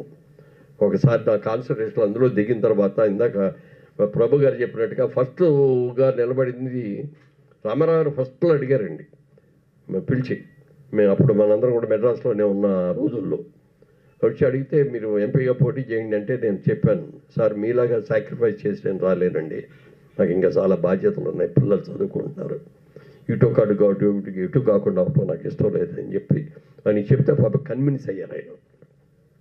తర్వాత మళ్ళీ 2 ఏళ్ళు అయ్యేటప్పటికి అన్ని రకాలుగా సెటిల్ అయ్యావని చెప్పి చంద్రబాబు నాయుడు గారు మళ్ళీ పిలిచి, ఆ రోజు రామారావు గారు చెప్తే నువ్వు కాదన్నావు, ఇప్పుడు చెయ్యి అని చెప్పి మళ్ళీ ప్రశ్న ఇచ్చారు. అప్పుడు కూడా నో అని చెప్పి ఇంటికి వెళ్ళిపోతే, మరి కోడెల శివప్రసాద్ గారు కంబాటి రామ్మోహన్ గారిని పంపించి ఎలా అయినా సరే ఒప్పించి తీసుకురా అన్నారు. దాదాపుగా 5 గంటల సేపు మా ఇంట్లో కూర్చొని నన్ను కన్విన్స్ చేసి ఒప్పించారు. ఆ దిగిన తర్వాత ఫస్ట్ ఎలక్షనే నా ప్రభు చెప్పినట్టుగా గెలిచి ఓడిపోయాను. టీవీలో కూడా వచ్చేసింది, గెలిచారు అది ఇదని. అంటే 7 కాన్స్టిట్యున్సీస్ ఉంటాయి ఎంపీకి, 6 కాన్స్టిట్యున్సీస్లో 40,000 మెజారిటీ వచ్చింది. ఈ లాస్ట్ ఇంకొక కాన్స్టిట్యున్సీ ఉంది, దాంట్లో కూడా ఇంకా అవ్వలేదు ఇంకా కౌంటింగ్. అది ఏం జరిగిందో నాకు తెలుసు కానీ చెప్పలేను.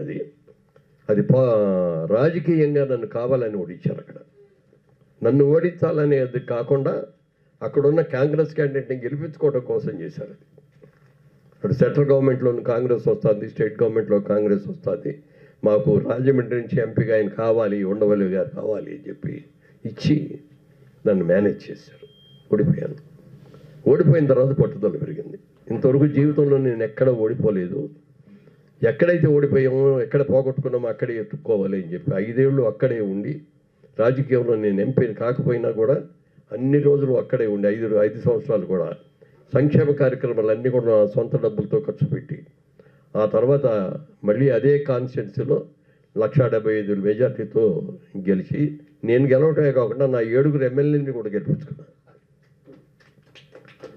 ఇక అంత కాన్సన్ట్రేషన్ ఇదిలో ఒక 15 ఏళ్ళు జీవితం అంతా రాజకీయం వెళ్ళిపోయింది. మళ్ళీ వచ్చి సినిమా తీద్దాం అనుకునేటప్పటికీ సినిమా ఇండస్ట్రీ ఆ రోజుకి ఈ రోజుకి చాలా మార్పులు వచ్చాయి. టెక్నాలజీగా అద్భుతంగా పెరిగింది. మంచి మంచి సబ్జెక్టులు చేస్తారు. ఇదివరకు ఓన్లీ ఆంధ్రప్రదేశ్లో తెలుగు వాళ్ళు ఉన్న దగ్గరే సినిమా రిలీజ్ అయ్యే సినిమా ఇవాళ వరల్డ్ వైడ్గా ఆడుతుంది. సాంకేతికంగా ఇప్పుడు గొప్ప వాళ్ళు వచ్చారు. సాంకేతికంగా కూడా ఎన్నో డెవలప్మెంట్స్ వచ్చినాయి. మరి దీన్ని నేను దాంట్లోకి ఎమర్జీ అవ్వడానికి కొంచెం టైం పట్టేటట్టు ఉంది. ఆ టైం తీసుకొని పెద్ద సినిమాల జోలికి వెళ్ళను, కానీ మళ్ళీ ఇందాక మీరు అన్నట్టుగా చిన్న సబ్జెక్టులు కూడా బాగా తీస్తే బ్రహ్మాండంగా సక్సెస్ అవుతాయి అని దాన్ని చూసుకొని దానికి తగ్గట్టుగా సినిమా మొదలు పెడతాను. సార్, ఇప్పుడు మా అసోసియేషన్ హైదరాబాద్ ఫిల్మ్ నగర్లో ఎస్టాబ్లిష్ కావడానికి ప్రారంభంలో అక్కినే నాగేశ్వరరావు గారు మీరు సమిష్టిగా చేసిన ప్రయత్నం కానీ కృషి కానీ మరువలేనిది. ఆ రోజుల్లో మీరు చేసిన కృషి గురించి చెప్పండి సార్. మా అసోసియేషన్ మెడ్రాస్లో ఉండగా అసోసియేషన్ బాగుండేదండి. ఆర్టిస్ట్ అసోసియేషన్ అయినా కూడా బాగుండేవి. చాలా బాగా సక్సెస్ఫుల్గా చేశారు. తర్వాత ఇక్కడికి వచ్చిన తర్వాత అసోసియేషన్ లేదు, ఎవరి కాళ్ళు అయిపోయాం, ఎవరికైనా ఏదైనా ప్రాబ్లం వస్తే ఏం చేయాలి, ఎవరిని అడగాలి, ఎవరికి చెప్పాలి అనేది కూడా తెలియనటువంటి అగమ్యమైన గోచర్లో ఉండిపోయాం. ఆ టైంలో ఒకసారి సుబ్రహ్మరెడ్డి గారు ఆర్టిస్టులందరినీ చార్టర్ ఫ్లైట్లో తీసుకుని వెళ్ళి వైజాగ్లో క్రికెట్ మ్యాచ్ ఆడించారు. ఆ క్రికెట్ మ్యాచ్ అయిపోయి తిరిగి వచ్చాడు ఫ్లైట్లో. ఆ రోజు నేను అన్న, చిరంజీవి గారు వీళ్ళు అందరూ ఉన్నారు, ఏమంటే ఇట్లా మనకి ఆర్టిస్ట్ అసోసియేషన్ లేదు, పెద్ద ఆర్టిస్టులు పెద్ద హీరోలకి అక్కర్ల, మీ సమస్యలు మీరే సాల్వ్ చేసుకోగలరు, చిన్న ఆర్టిస్టులకు ఏదైనా వస్తే ప్రాబ్లం ఎవరి దగ్గరికి వెళ్ళాలి, ఏం చెప్పాలి, ఎలా చేయాలి అనేటటువంటి చాలా సమస్యలు వస్తున్నాయండి, అసోసియేషన్ పెడితే బాగుంటుంది అని ఆ ఫ్లైట్లో వచ్చేటప్పుడు ఎయిర్లో చెప్పగానే అందరూ సపోర్ట్ కొట్టారు. డెఫినెట్గా పెట్టుకుందాం అన్నారు. మర్నాడు అందరం కలిసి రామానాయుడు గారి స్టూడియోలో కూర్చొని చేసుకున్నాం. ఫస్ట్ 6 months ఒక నామినేటెడ్ బాడీలాగా వేసుకొని తర్వాత 1 year తర్వాత 2 years తర్వాత ఎలక్షన్ పెట్టుకుందాం అని అనుకున్నాం. అప్పుడు అందరూ కూడా యునానిమస్గా చిరంజీవి గారిని అడిగాం. చిరంజీవి గారు మీరు ప్రెసిడెంట్గా ఉంటే బాగుంటుంది అని చెప్పి ఆయన అన్నప్పుడు నాకు ఇటు గురించి పెద్దగా తెలియదు, మురళీమోహన్ గారికి తెలుసు కాబట్టి ఆయన సెక్రటరీగా ఉండేటైతే ఫౌండర్ ప్రెసిడెంట్గా నేను ఉంటాను, ఆయన ఫౌండర్ సెక్రటరీగా ఉంటే చేస్తాను అని చెప్పి మాట ఇచ్చారు. ఆ మాట మీద దానికి ఏం పేరు పెట్టాలి అన్న దాని మీద కూడా నాకు, ఎందుకంటే మలయాళం వాళ్ళది అమ్మ అసోసియేషన్ అనేది ఉంటుంది, అంటే association of Malayalam movie artist అని అమ్మ, దానికి తగ్గట్టుగా రావాలి అని ఆలోచించి మూవీ ఆర్టిస్ట్ అసోసియేషన్ MAA మా అంటే అమ్మ అనే ఉంది. హిందీలో అయితే మా అనే అంటారు, అమ్మ అని పిలవరు.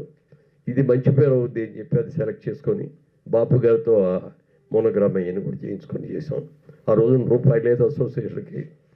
ఏదైనా వస్తే చిరంజీవి గారు, నేను, రామానాయుడు గారు, ఇంకొకళ్ళు తలా జేబులు వచ్చి తీసుకొని వెళ్ళి చేసి మా ఇల్లే ఆఫీసు, మా స్టాఫే దానికి ఇది చేసాం. చాలా బాగా చేసాం. అది పెద్దదయ్యింది, బ్రహ్మాండంగా జరిగింది.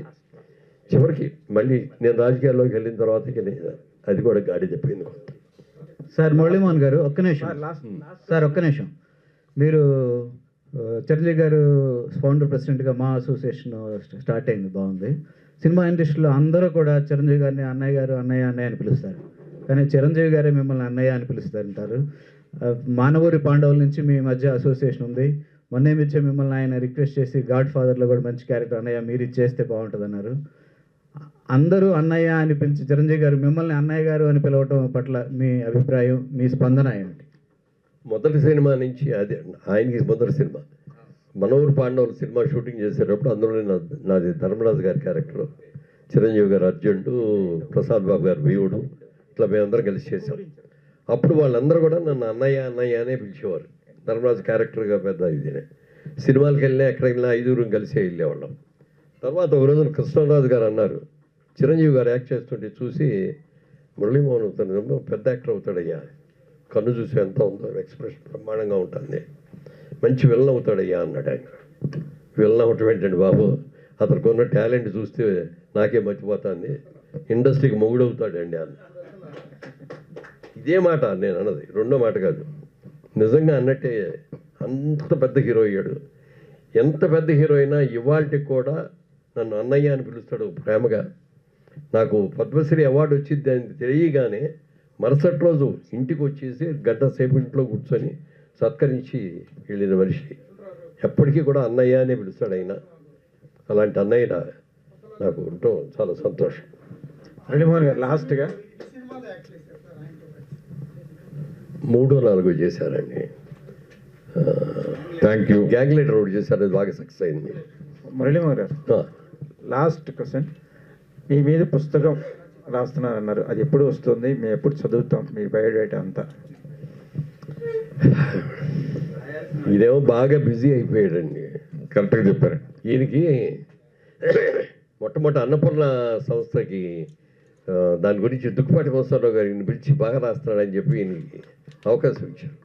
అప్పుడు కూడా బిజీగా ఉండి సరిగ్గా రావట్లేదు, కూర్చోట్లేదు అన్న తర్వాత ఒక రోజు రావయ్య సరదాగా హోటల్కి వెళ్దామని చెప్పి నేను తీసుకెళ్ళి హోటల్లో కూర్చోబెట్టి టిఫిన్ గిఫిన్ అన్ని పెట్టిన తర్వాత, నువ్వు ఈ రూమ్లోనే ఉంటావు, నువ్వు ఇది పూర్తి చేసే వరకు బయటికి రాకూడదు అని రూమ్ తాళం కూడా వేసుకుని వెళ్ళిపోయాడు.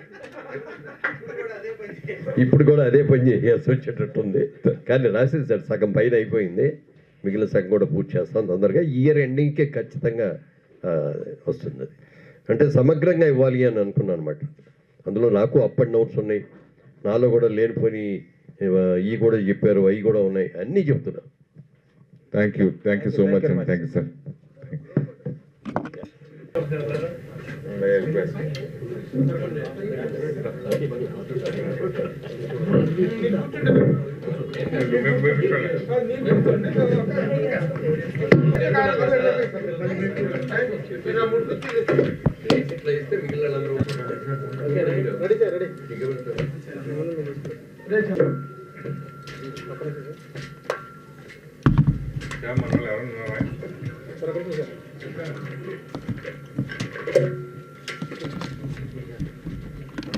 Film journalist